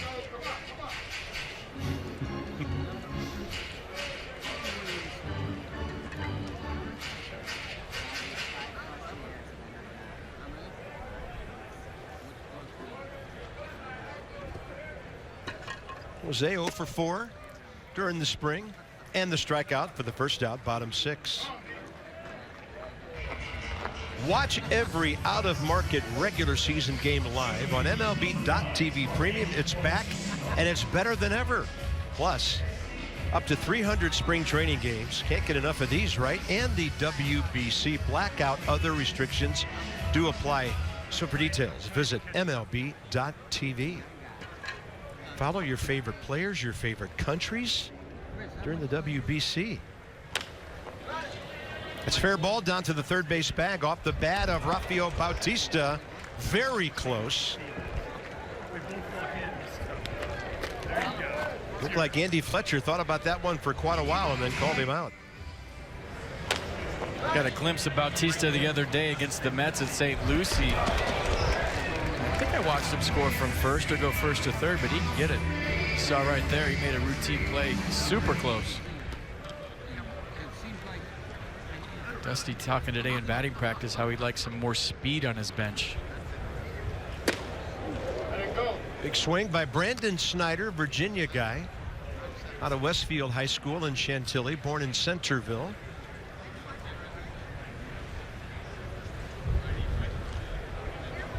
With the Braves for 37 games last year, hit 4 homers, drove in 9 runs. He got 46 at bats, hit .239.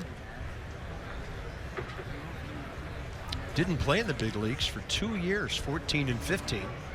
Then back with Atlanta, Gwinnett, and the big club last year.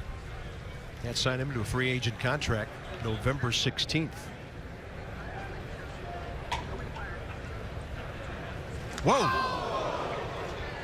Looked like a slider that just stayed up there and got him in the upper back. Nowhere to go on that one. 2 down, runner aboard.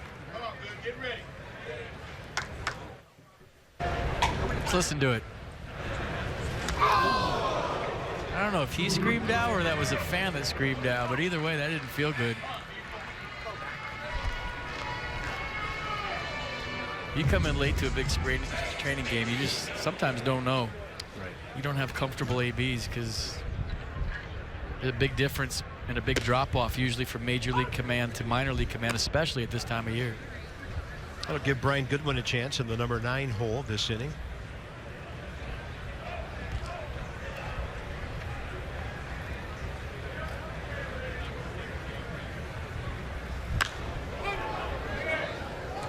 Earlier mentioned Brian's good finish to the 2016 season. He hit .280 in 119 games at Syracuse. Got called up early August when Ryan Zimmerman went back on the DL. And he hit .286 the rest of the way with 12 hits, 5 RBIs in 22 games. Yeah, Brian was a guy that you watched the first couple of games. You went, oh, okay, you know, pretty good player. And then the more we watched him play, the more we liked. And by the end of the year, this guy's going to be on the playoff roster. And he was. He impressed the heck out of everybody in the organization. Well, can't get to that breaking ball. That's it for the Nats. In the bottom of the 6th inning, they've stranded 7 runners today. On to the 7th in a 3-2 contest. FiOS is not cable. We're wired.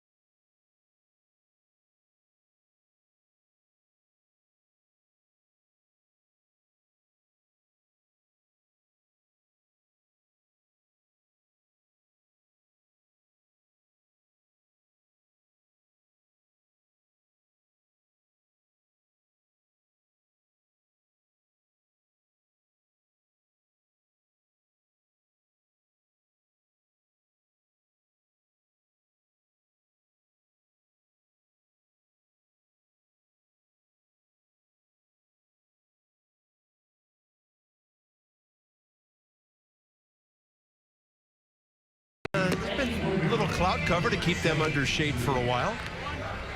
Third base grandstand in the shade now at our beautiful new home, the ballpark of the Palm Beaches. This copyrighted telecast is presented by authority of the Washington Nationals and may not be reproduced or retransmitted in any form. And the accounts and descriptions of this game may not be disseminated without the expressed written consent of the Washington Nationals.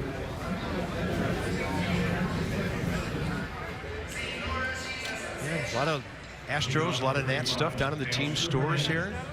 Is your scorebook in the team store? It is. I'll be a son of a gun. Cha-ching. They don't even have hot dogs ready at the ballpark, but your scorecards, your scorebook's in the team store. They've been down here for a month. We don't miss anything. Eddie Romero, 52 games for the Rays last year, 50 strikeouts in 46 innings. A fastball 96 miles an hour from the left side. You saw the slider right there at 84. He'll cut the fastball too in the upper 80s. Opponents last year 244. Lefties 288 oddly, and look at this reverse splits, right? He's just 217. That's interesting. Teoscar Hernandez, the hitter, robbed of a hit by Trey Turner and Clint Robinson back in the second. Then a fly ball to center in the fourth. There's Manny Burris as Daniel Murphy, after being on his feet for a while, now gets the rest of the day off. Good to have Manny back in camp. Some time with the Phillies last year. On a pitch up, check swing.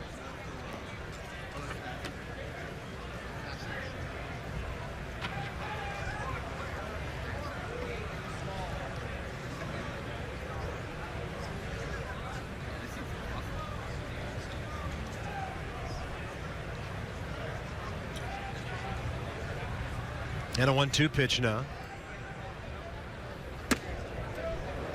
98 on that one, sailing up and away. So check this out. I was talking to Mark Lerner today. See these visors, if you will, over the third base side. They provide shade to fans all the way down to the dugout. If we get a shot of the fans, they're in the shade on the third baseline. That's by design. That's the way they design this ballpark so that you don't roast in the sun down here in spring training. They provide some shade on the first base side, but they did a study of the sun and how it related to the ballpark. So if you come here and you want to be in the shade, you sit on the third base side. It's around 2:30 for a 1 o'clock game. Yeah. And you see how those visors right there at the top are providing shade for everybody that's sitting down the third baseline. I thought that was really cool. Yeah, I think they thought of everything here. That ball hit well to right, and it's right at Michael A. Taylor. 1 out. The same architectural firm that built the Talking Stick complex in the eastern part of Phoenix, home of the Rockies and the Diamondbacks, built this ballpark. Astros told me that their AA ballpark in Corpus Christi was built by this company as well, and they are really, really good at building mid-sized ballparks now, and all the amenities. And that complex I talked about for the Rockies and the D-backs out in Phoenix is considered the nicest facility out there of all the 15 teams that are out there. Heard rave reviews about the complex the Dodgers and the White Sox share out there as well. But this is the state of the art for Florida now. We'll see what the Braves can do in 2 years to try to top this. And one of the best parts about this is nothing you're looking at. If you go on the backfield, the fans, you can get right next to the players. So when they're taking infield or working out on the backfield, it's right here. You don't have to walk anywhere. It's a stone throw from behind the first base dugout. So you have so much accessibility to the players, more so than most camps, and that's by design as well. Yeah. And for a lot of fans, that's what spring training is all about. So there we are on the left side there in the big ballpark, and look at all the other areas. Nationals to the south and the Astros to the northeast and the north, and just fantastic. It's like the Magic Kingdom. You could just wander around for 3 straight days and not see everything. Swing and a miss. Power heater at 97 for the second out. Meanwhile, check this out. Yeah, get some shade from that.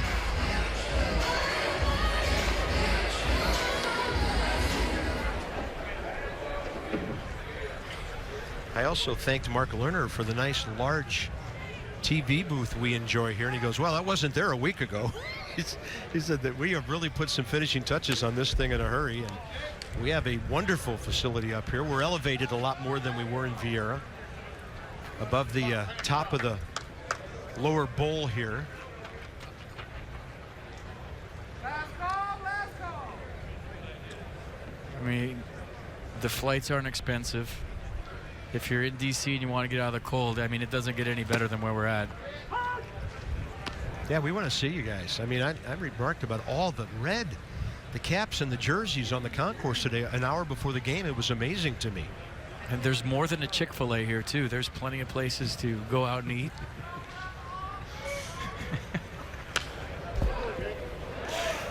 We love Vieira, but this is... They did it right. Well, and I was 20 minutes north yesterday watching the Nationals play up in Jupiter, and there's already a little envy going on up there as to what we have here. Their facility up there is 20 years old already. Mets even older than that, going back to the early 90s up in Port St. Lucie. But it is great to have 5 teams within an hour of each other.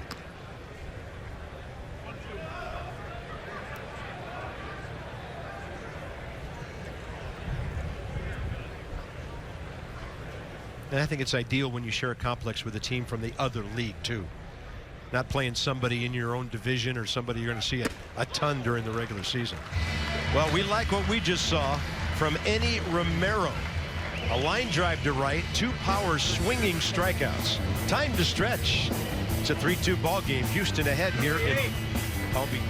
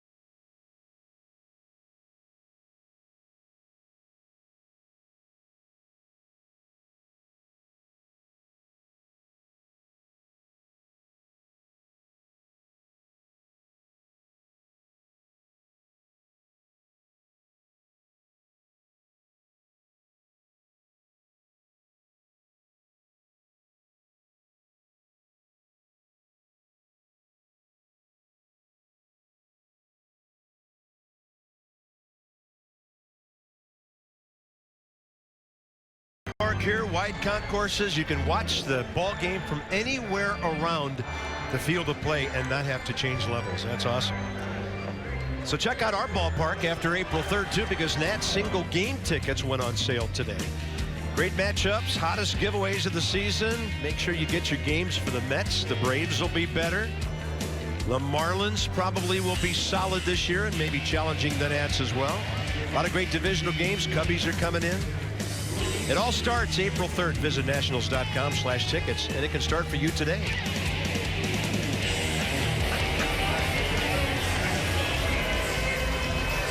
Good looking guys. Small heads.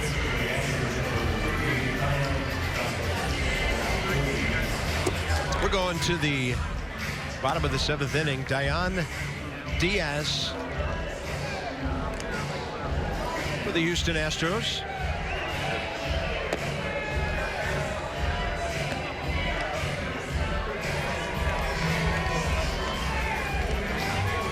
I'm searching. Give me a second. Well, 6 games with the Reds last year.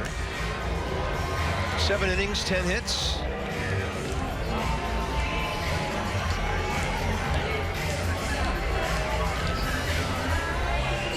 Right, I got it. Fastball 93, slider 86, occasional changeup at 86 as well.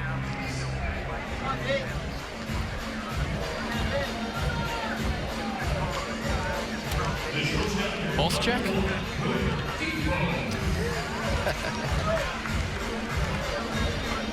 Oh, we got movement. He's all right. Because if there's a loud crack of the bat, he better look up. Wilmer Defoe, first at bat today after taking over for Trey Turner. Wilmer's 1 for 4 in the spring with a base on balls. Wilmer. 11 at bats for the Nats in 15 games last year. Got a couple of hits. Stole a base during the division series against the Dodgers. And that fastball is up and in, 1-1.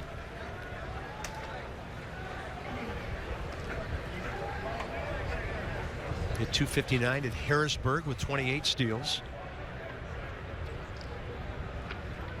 He was with the Nats a couple of times last year. Got called up late July when Stephen Drew got hurt. Takes that one outside. On the off speed, 2-1. Emmanuel Burris is next.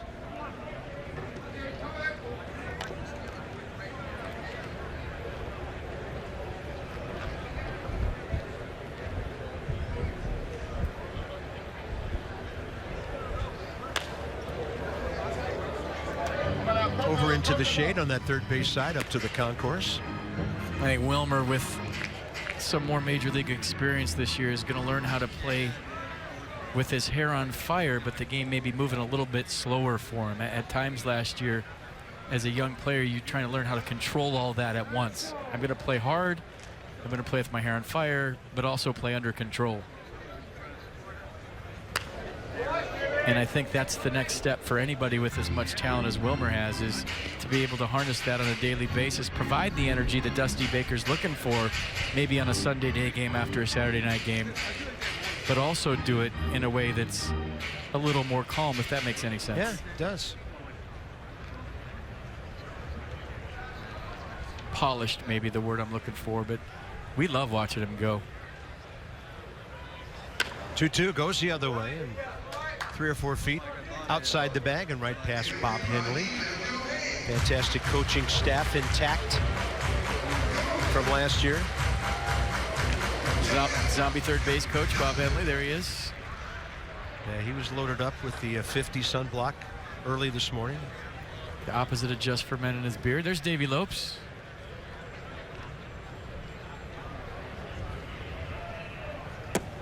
Three balls, 2 strikes.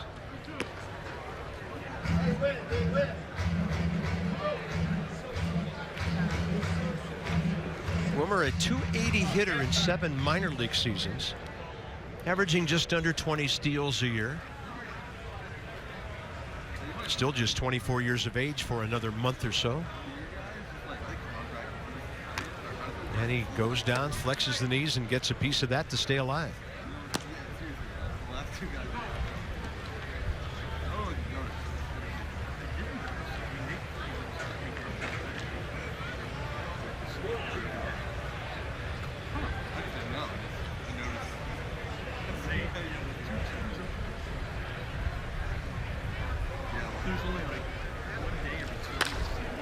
Slapping it to the right side. First out, bottom 7.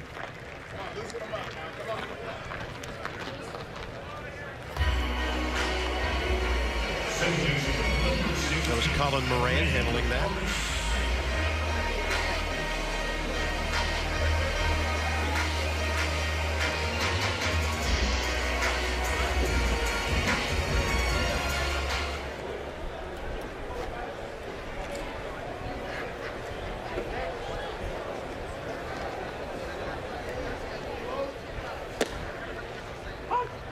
Manny's had a couple of hits already, 2 for 4 with a double.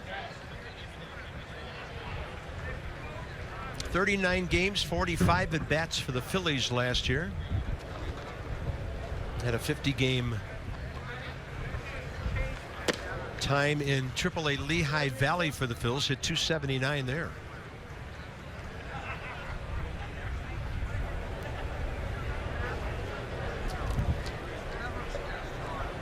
So Daniel Murphy's day was a 1-for-3 day with an opposite field double and a run scored on Bryce Harper's double back in the first inning. 1-1 pitch to Manny. It's outside. Be ready. Come on. You're Dusty in the background saying, "Be ready, come on." I'll tell you what, you hear Dusty when you're in the box, and he fires you up. Even when there's 40,000 people, you can hear him. And it's always positive encouragement, keeping you focused. Right off the end of the bat, left field line, and the ball carrying, foul ground, 2 down.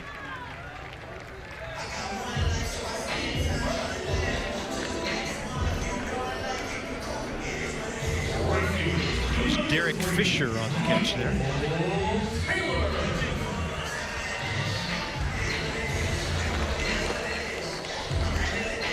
And Michael A. Taylor.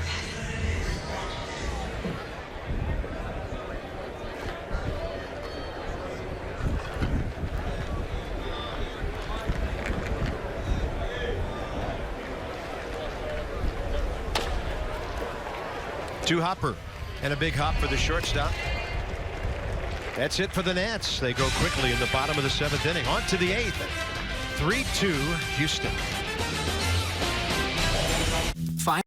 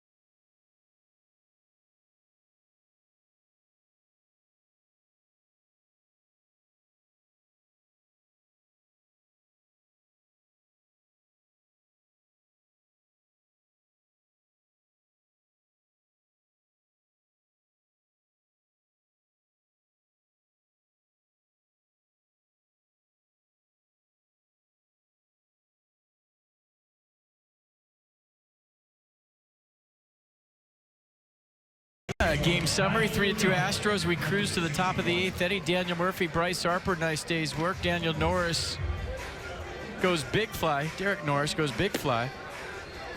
Solo home run on the 4th. And let's check out the bullpen for the Nats. Coda Glover getting the job done. There's been a lot of talk about the bullpen this year. Tight little slider to Jason Marisnick for strike 3. Joe Nathan had the bases loaded, nobody out. He got the double play and got out of it, giving up just 1 run. And how about Eddie Romero? Our first look at the hard-throwing lefty, just throwing some cheese past Jason Marisnick for strike 3. So liking what we're seeing from everybody Dusty Baker's brought into this one. Mike Baddock's liking it too. Yeah, seeing some arms today.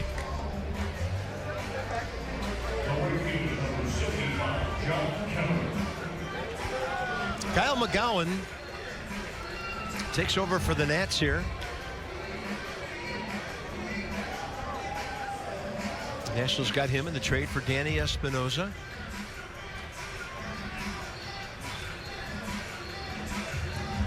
He was in the top 20 among Anaheim prospects. 5th round pick out of Savannah State about 3.5 years ago.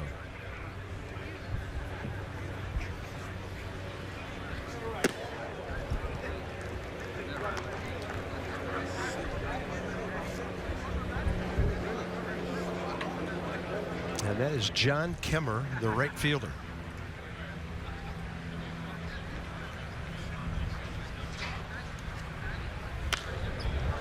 A pitch fading away from him on a play to the left side. We're right on top of home plate from our vantage point, but that screen has saved us a few times already today. Yeah, very high screen here. And there it is. We're about right in the middle of that thing. Well, I saw you go for a ball early in the ball game today that didn't make it to us because the screen picked it off. We were on the constant lookout in Vieira, very close. Brandon Snyder takes care of that one for the first out in the 8th inning.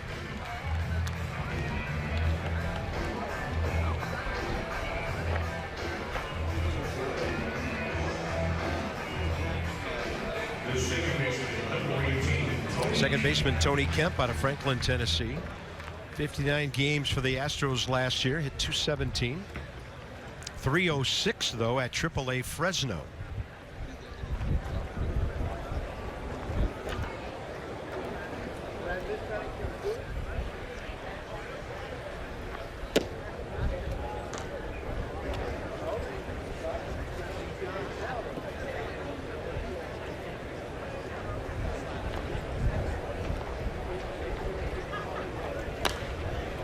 Pretty good job of jamming the left-handed batter.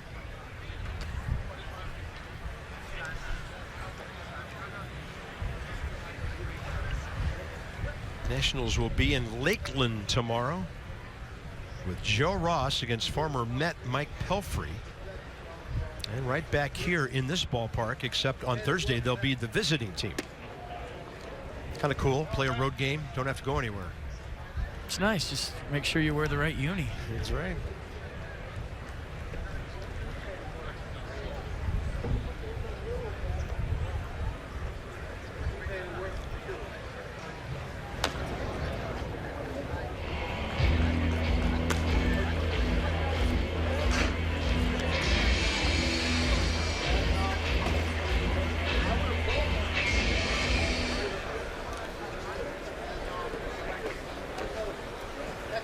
It's a good opportunity for young guys to show the big league skipper, the staff, what they're made of, what they got.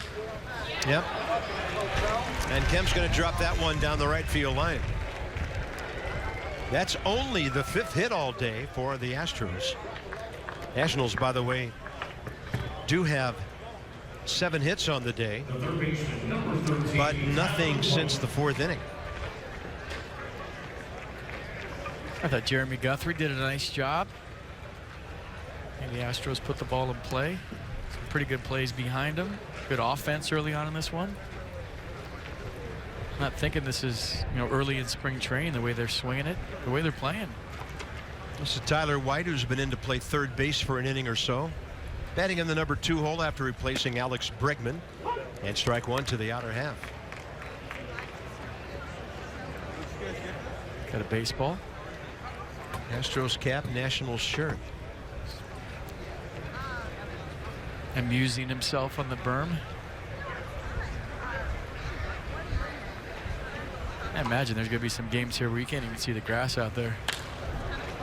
High fly ball, right side. Drifting back into fair territory, and no problem for Brandon Snyder. 2 outs now here in the 8th. Next up will be Colin Moran. The shortstop, number 19, Colin Moran.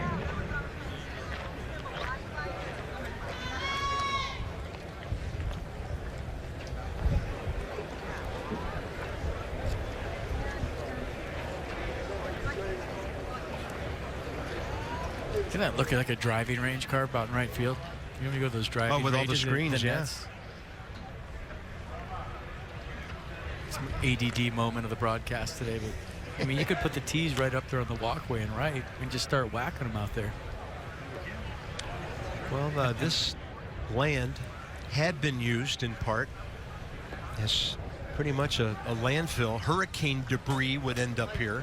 Really? There was a lot of site cleanup they had to do. No burial grounds? Not sure how many couches and divans are under the ballpark at the moment, but I mean, that's what this site was used. It was just kind of sitting here, and unbelievable job. And as Mark Lerner told me this morning, basically a 20-month project that was done in 15 months. They had a pretty decent winter down here, no serious storms or, you know, none of those 1 or 2 weeks when you just couldn't do anything.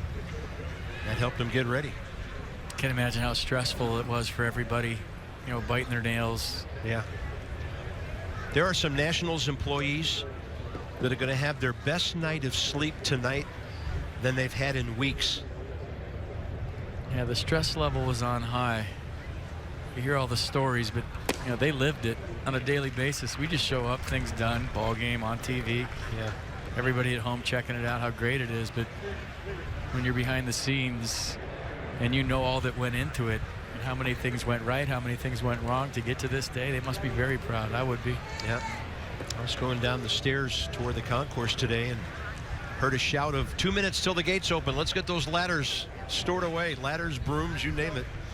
And I mean, they worked all night, many nights. I was in the media dining today, and they had a great lunch for us. It was fantastic. And you sit down at the table, and then the salt and pepper shakers are on the table, and they still have the adhesive on the top that I had to peel back so that you could use them. Same with the ketchup. I mean, that's how new this place is. I know. I think we can live with that, right? I love it. As long as the cap didn't come off on the ketchup and the whole thing came out. Well, looks like game one here coming off without a hitch. Little snap throw down to first, and Tony Kemp back in plenty of time. Anyway, and unlike Vieira, there's so much other things to do here besides baseball. So if you come down for, you know, a weekend or maybe an extended weekend, you know, you have the beach, you have Palm Beach. Yeah, make your plans, make them early. West Palm, not the number of flights in and out that Orlando, of course, would have, being the huge hub it is. That's a walk. The ball gets through. Jose Lobaton and the Astros now will have 2 on, 2 out here in the 8th.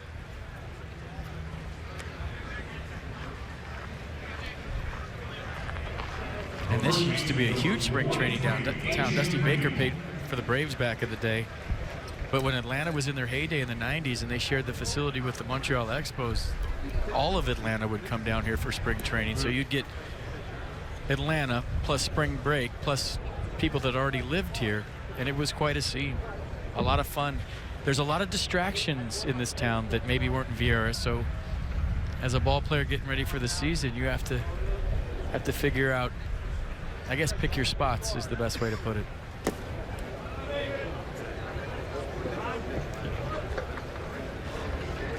Randy Knorr. No way. He's the best. It's a great baseball man. It's good to see him. Just makes me feel good anytime you see Randy Knorr. One of the most positive guys you'll ever be around. A guy that loved every minute of it. Never took a day for granted. It's good to see him still with the organization, but it's better to see him in a dugout. That's where he belongs. Yeah. Senior advisor to Mike Rizzo in player development, Randy Knorr. This ball popped up to the left side.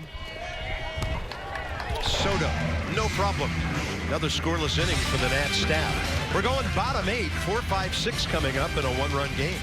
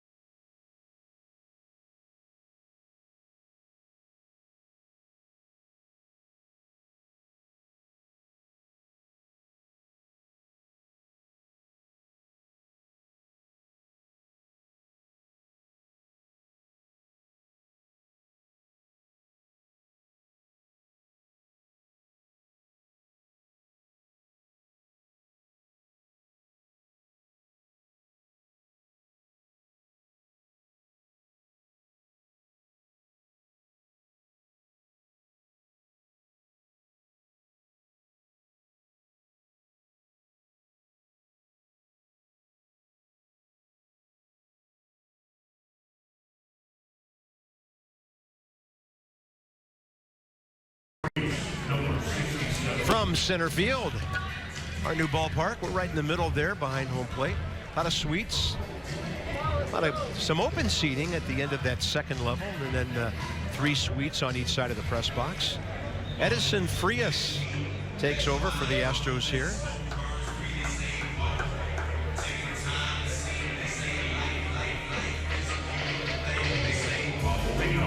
From Gaspar Hernandez of the Dominican Republic, 6'1", 180, and pitched for Corpus Christi at AA, 4-1 there, and AAA Fresno for the Astros last year, 1-2 with 4 starts there.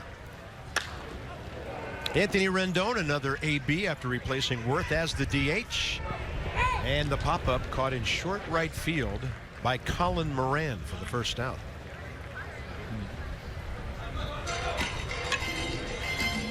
There goes a perfect scorecard. I have way too much whiteout for the first game of the season for Soto. Neftali Soto signed by the Nats as a free agent last year. After some time with the Cincinnati organization, he was a third rounder with the Reds back in 07. Hit 276 at Harrisburg last year and a solid 270 at AAA Syracuse. So he hit a combined 10 homers, 62 RBIs. I think that's a Chihuahua. Smaller breed, very friendly.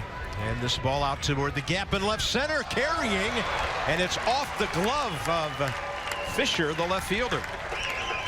Derek Fisher couldn't quite squeeze it, and Soto has a double here in the bottom of the 8th to get the tying run on base. Neftali Soto opening some eyes here in camp. He hit a home run against the Mets in St. Lucie the other day, halfway up the batting eye in center field, and he stays on this off-speed pitch nicely, drives it just over the head of Fisher in left center field for a 1-out double. Nice swing. Yeah, so he's 2 for 5 with a couple of extra base hits. Jose Lobaton struck out swinging first time up after Derek Norris started the game and homered.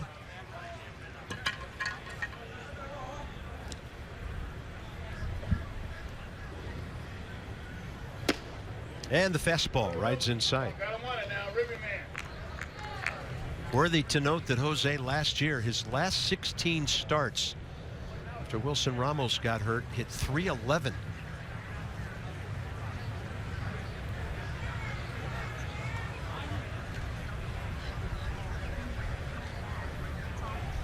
Guys love throwing to him, so his value goes far beyond what he does in the batter's box. 7 years in the big leagues now with the Padres, Rays, and Nats. Of course, that San Diego thing, he was only on the roster for 2 days back in 06. Most of his career now with Tampa Bay, and coming up his 4th year with Washington. Who you keeping as a catcher if you're Dusty Baker and Mike Rizzo? There's a log jam. We saw Derek Norris go deep today. Matt Wieters, you figure, is going to be the starter. Jose Lobaton, but a valuable part of this organization. Severino last year started game 1 of the NLDS. Remember that with Max Scherzer. So who do you keep? Who stays? Who goes? I know the guys like throwing to Jose Lobaton. Matt Wieters is a take charge kind of guy, everything you hear. Derek Norris does a nice job calling a game back there. He's got occasional pop. And Pedro Severino might be the guy of the future, but do you want a young guy sitting around not playing? That ball hit hard, and it'll tie the game. Lobaton pulls a single to right. Soto scores easily, and it's 3-3 in the bottom of the 8th. How about that sound?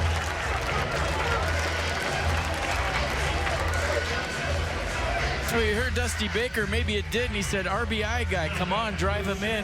A pitch before, and Jose Lobaton listens to his skipper.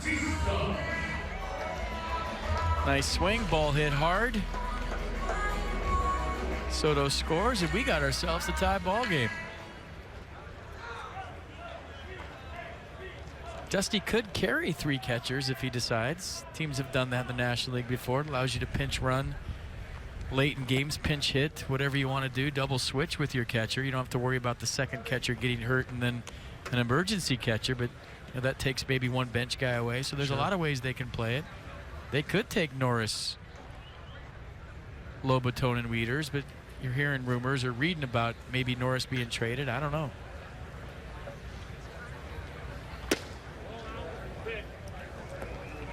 Two balls, no strikes to Batista. Ground ball to third, first time up, 23 years of age, signed with the Nats at the age of 19. 282 in 136 games with 56 steals at Harrisburg last year. I think ideally, Carp, with your everyday catcher, you want the total package. You want a guy that puts down the right fingers, commands the baseball game from the squat behind the plate, and also gives you some offense too. Now, for your backup guy that's going to play a Sunday day game after a Saturday night game, or maybe just catch Gio Gonzalez, I want defense out of that guy.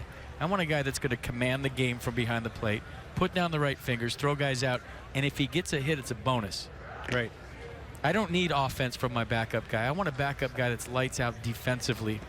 I want a guy that my pitcher on that given day on the Sunday day game after the Saturday night game feels super comfortable throwing to. Not like, oh, it's my day and I have to throw to him. And that happens sometimes with backup guys. So, you know, ideally Matt Wieters is 100%. He's healthy.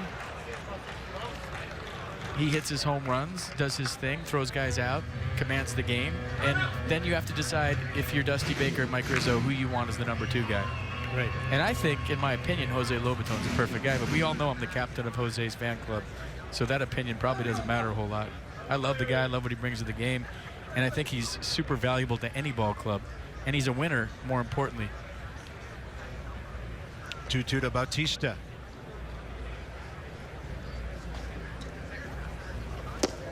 Nasty breaking ball, diving down and away for the second out. I should say most important, he's a winner. He's one of those guys that you can look at the box score and it might be 0 for 3 with a walk, but he put down the right digits. He pulled about 10 balls into strikes with his framing ability, and maybe he threw a guy out. That's a good day in the big leagues. Brandon Snyder came in to replace Clint Robinson at first base, hit by a pitch on a slider his first time up 2 innings ago.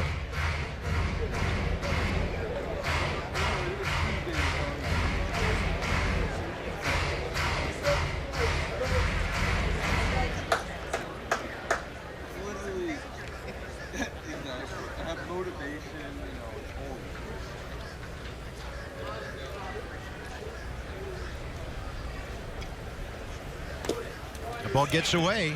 Great secondary lead by a guy who's not fast. And Jose Lobaton becomes baseball player to get the second base on that ball in the dirt. Well, that's the winning run, and he's playing the score right now. He read the ball in the dirt, sees it kick away, watch him at the top of the screen. No hesitation at all. It was a bonus that the ball kicked up the first baseline, but he would have beat it either way. And now the Nats will run for him.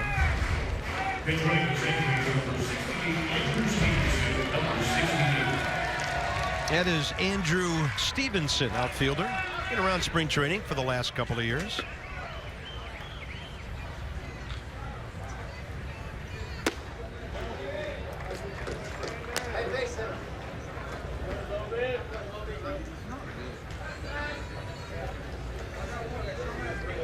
What to like about Stevenson, with 304 at Potomac last year and then 246 after a promotion to Harrisburg.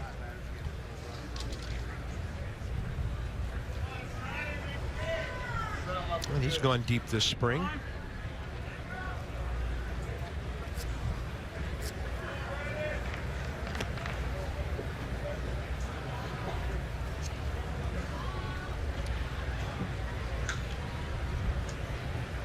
Two and one. And Snyder not biting on the fastball up.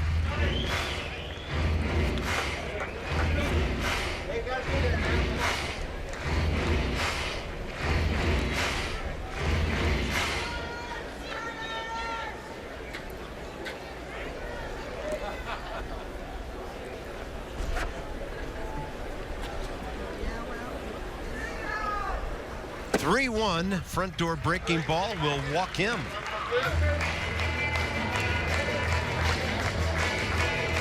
That's all over the bases here this inning. Trying to take the lead. It's up to Brian Goodwin in the number 9 spot.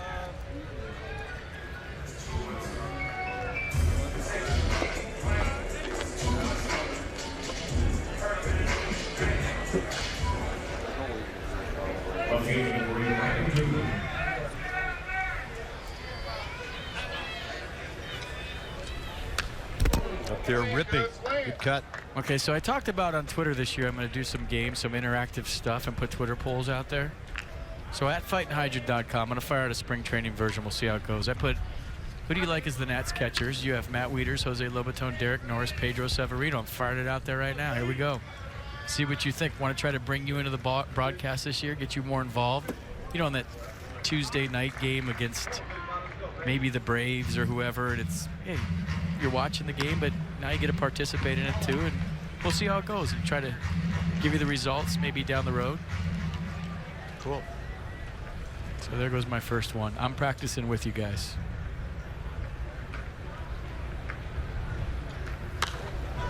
Now the commissioner talking about educating fans and making them a part of it and being with the times. We felt like, okay, here we go.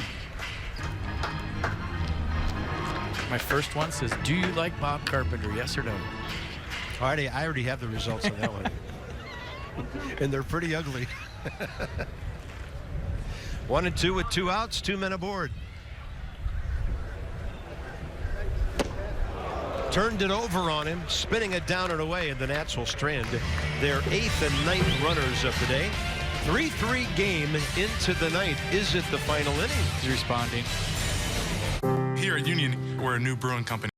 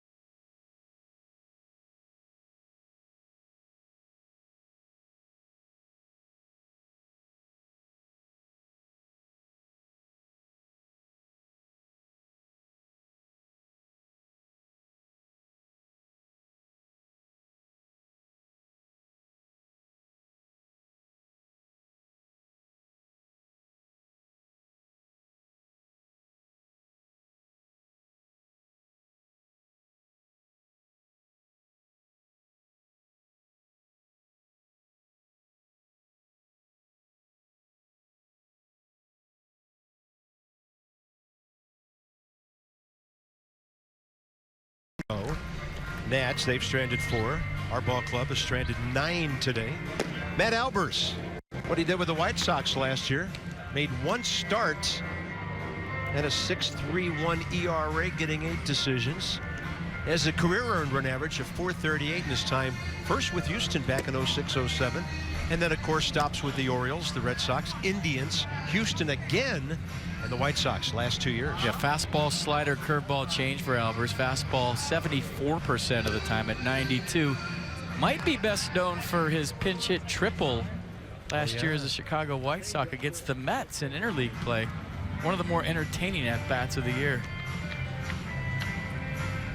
That was standing up, right? Didn't even have to slide. Stand up. She was thinking about inside the Parker. Jonathan Solano, he tripled yesterday. So who knows what's going on with this battery?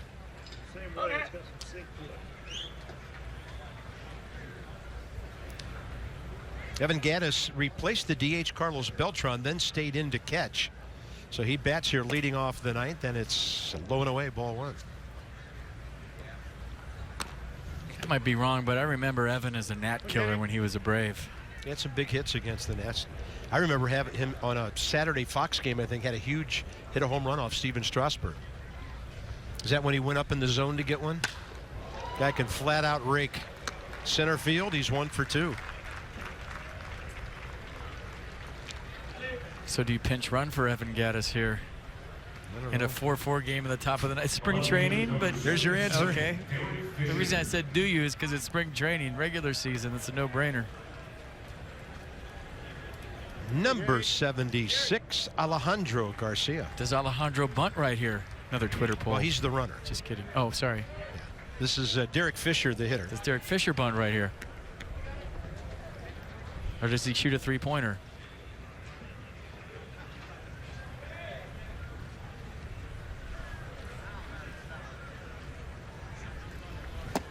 You got a pretty good response there as we checked your poll during the commercial break there. You had already had nearly 60 responses in a couple of minutes. I did. Let me see what we got. Chloe Fisher, Matt Wieters 57%, Jose Lobaton 22%, Derek Norris 10, Pedro Severino 11. Thank you for voting, ma'am. 278 votes in like 3 minutes. It's great. Way to go. This is fun. Just don't get hacked by the Russians. Sorry. It's just hard. It's hard not to do any of that stuff right now. Low and inside, especially when you live 5 miles from it all. Yeah.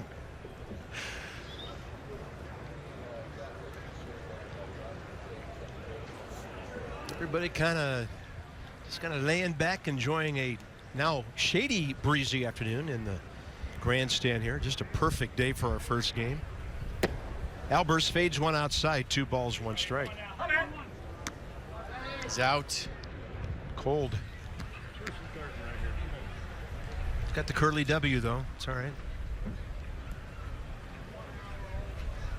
I'd say he's about 4 or 5 years old.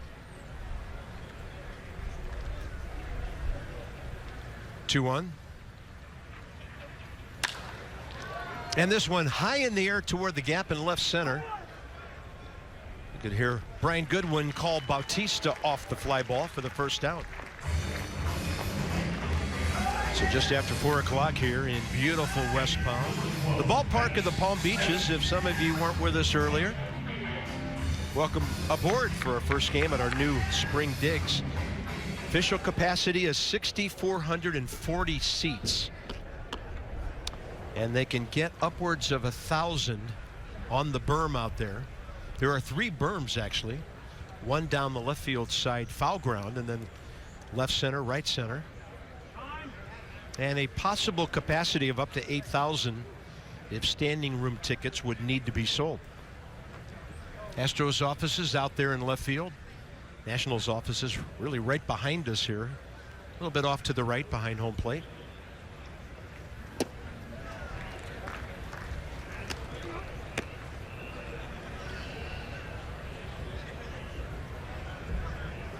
No balls and 1 strike to Max Stassi, the catcher. 1 for 13, limited play with the Astros last year, spent most of the season at AAA Fresno, where he hit 7 home runs and drove in 32.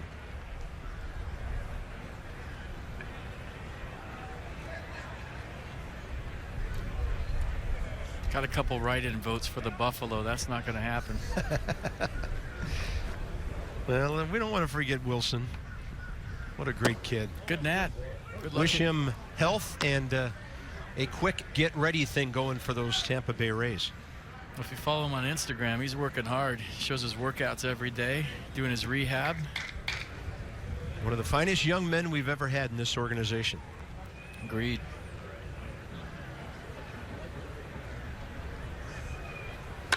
Hard hit, third base side. Soto, Burris, runner went after him in a high throw. So Snyder did what he did what he had to do as Brandon came off the bag to get that high throw, but a 5-3 force out at second. Or 5-4, pardon me. Jake Marisnick and well, you thought off the bat this might be 2, but Soto with a double pump might have rearranged the rhythm of that play. Manny Burris, with not a lot of interference, backed off the bag and just threw wide. Good throw, I think, gets him. Looks like Ramon Laureano will be the hitter here.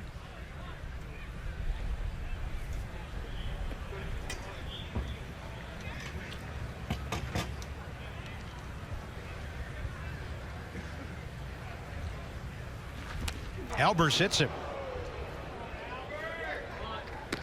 2 on, 2 out, so that runner gets to scoring position here with the number 9 spot coming up. Come on, man, go hard. Right fielder, number 75, John Kremmer. So another chance for John Kemmer. Hit a ground ball to first in his first at bat last inning. And those of you who've been with us for spring training games in the past, we could end up in a 3-3 tie here. Although this being so early in spring training, each team has an abundance of pitchers, and I've been part of some spring training games where maybe they'd play 1 extra inning and then call it quits for the day. Don't want to burn out everybody and have position players out there running around too long. So we'll see if it stays tied, what agreement the ball clubs would come to or already have agreed on. But first of all, get this guy out and get it to the bottom of the 9th, where the Nats will have the top of the order. I don't know if it'll happen today. You still got to get an out right here, but where you do play a 10th or maybe even an 11th is when you share a ballpark with somebody, meaning one team hasn't traveled on a bus with X amount of players. Yeah. Right side's going to get through. Play at the plate coming. Taylor's throw on the ground all the way in. Solano somehow got it and got the runner at the plate. That was a hot potato for Jonathan. And that puts an end to the top of the 9th. Look at everybody around. They're so conditioned. There's no replay, guys. They're so conditioned for instant replay. They're looking for it. Jonathan Solano thought it was going to be a closer play at the plate. He spun around to make the tag, and the runner wasn't there yet. Watch. Where are you? Oh, you're not here? I have to spin around again. He blocks the plate. I think the foot was in. But 3-3 as we go to the bottom of the 9th.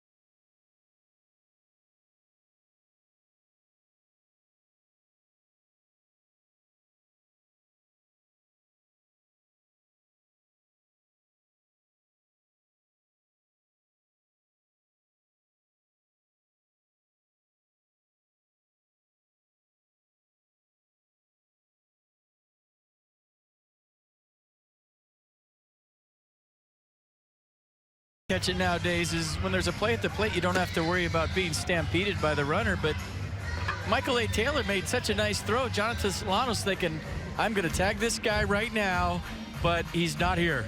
So what do I do?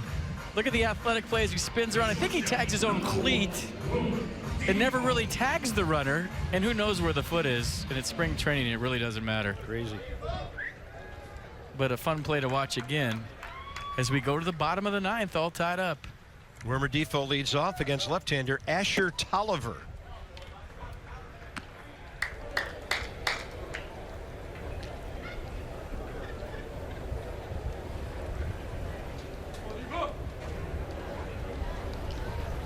Defoe hits it hard and out of play.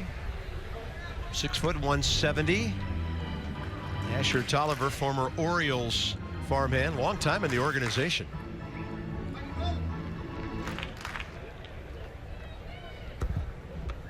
Ball and rookie ball last year. Wilmer's thinking one thing right here. Well, when we first saw him 2 years ago, we were told by some of the Nats minor league guys that pound for pound, he's one of the strongest players in the organization. 3-1. Wouldn't mind seeing him get a leadoff walk either. He's hitting right-handed. The wind's still blowing out to left, and he has sneaky pop, so he's looking to lift something to left.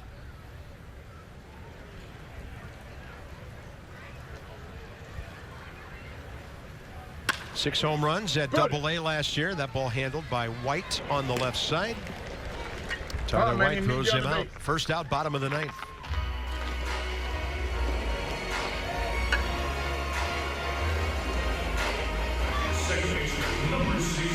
Manny Burris, another AB.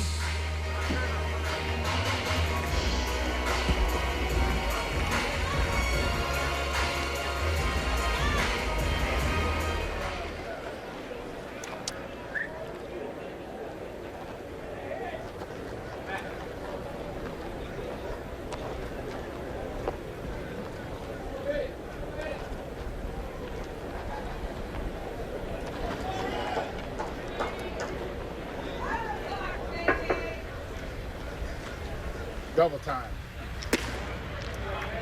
Dusty hoping for an extra base hit right there. Up and away.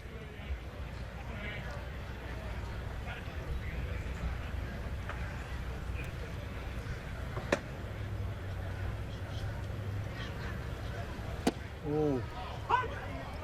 Come on, see it all the way in. I think Dusty wants him to see it all the way in. I love being able to hear the skipper right. Somebody, Dan, tell him that we can hear everything right now. And to be careful. There you go. Stay on it now. He's right behind the mic that's zip tied to the end of the dugout.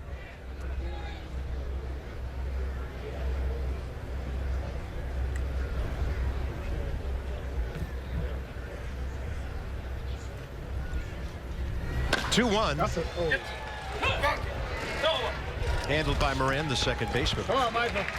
So Michael A. Taylor with 2 outs in the bottom of the ninth. When this inning is over, if the Nats do not walk off here, we'll kind of hang around for a few seconds and see what happens before we either wrap it up or go to commercial and come back for a 10th inning. There's our game next week. Red Sox will be over here from Fort Myers, a couple of hours to the west of us now.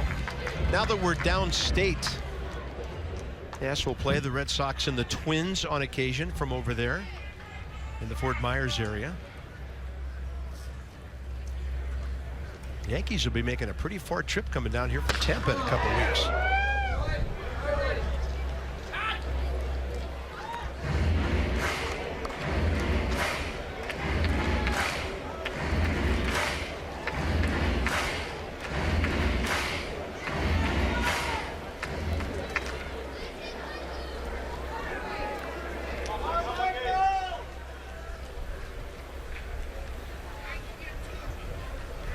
One to Taylor. High in the air to left. If it's fair, we're going home. Home run. See you later. And the Nats will beat the Astros in walk-off fashion in their first game in the new ballpark. And now Michael A. can drive 45 minutes home and have dinner. Could tie in the first game of the new yard.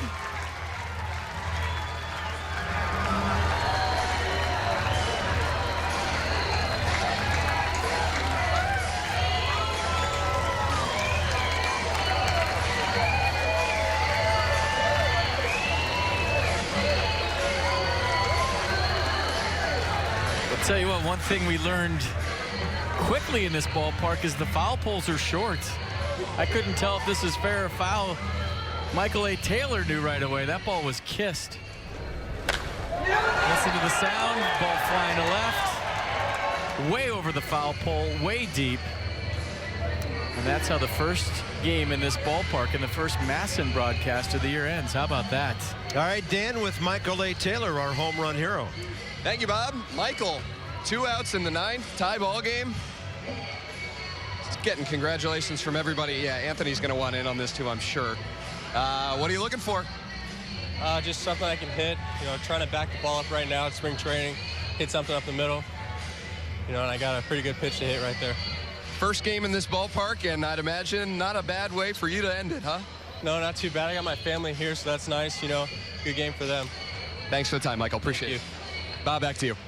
All right, Dan, well done, Michael A. Taylor. Less than an hour north of his home, down in the Fort Lauderdale area, and the Nats will win it, out hitting the Astros 10-7, and they will win it here at the ballpark of the Palm Beaches. 4-3 score. Bryce Harper almost homered several hours ago for Dan Coco and FP Bob Carpenter. Hope you enjoyed it, and our next one will be a week from today.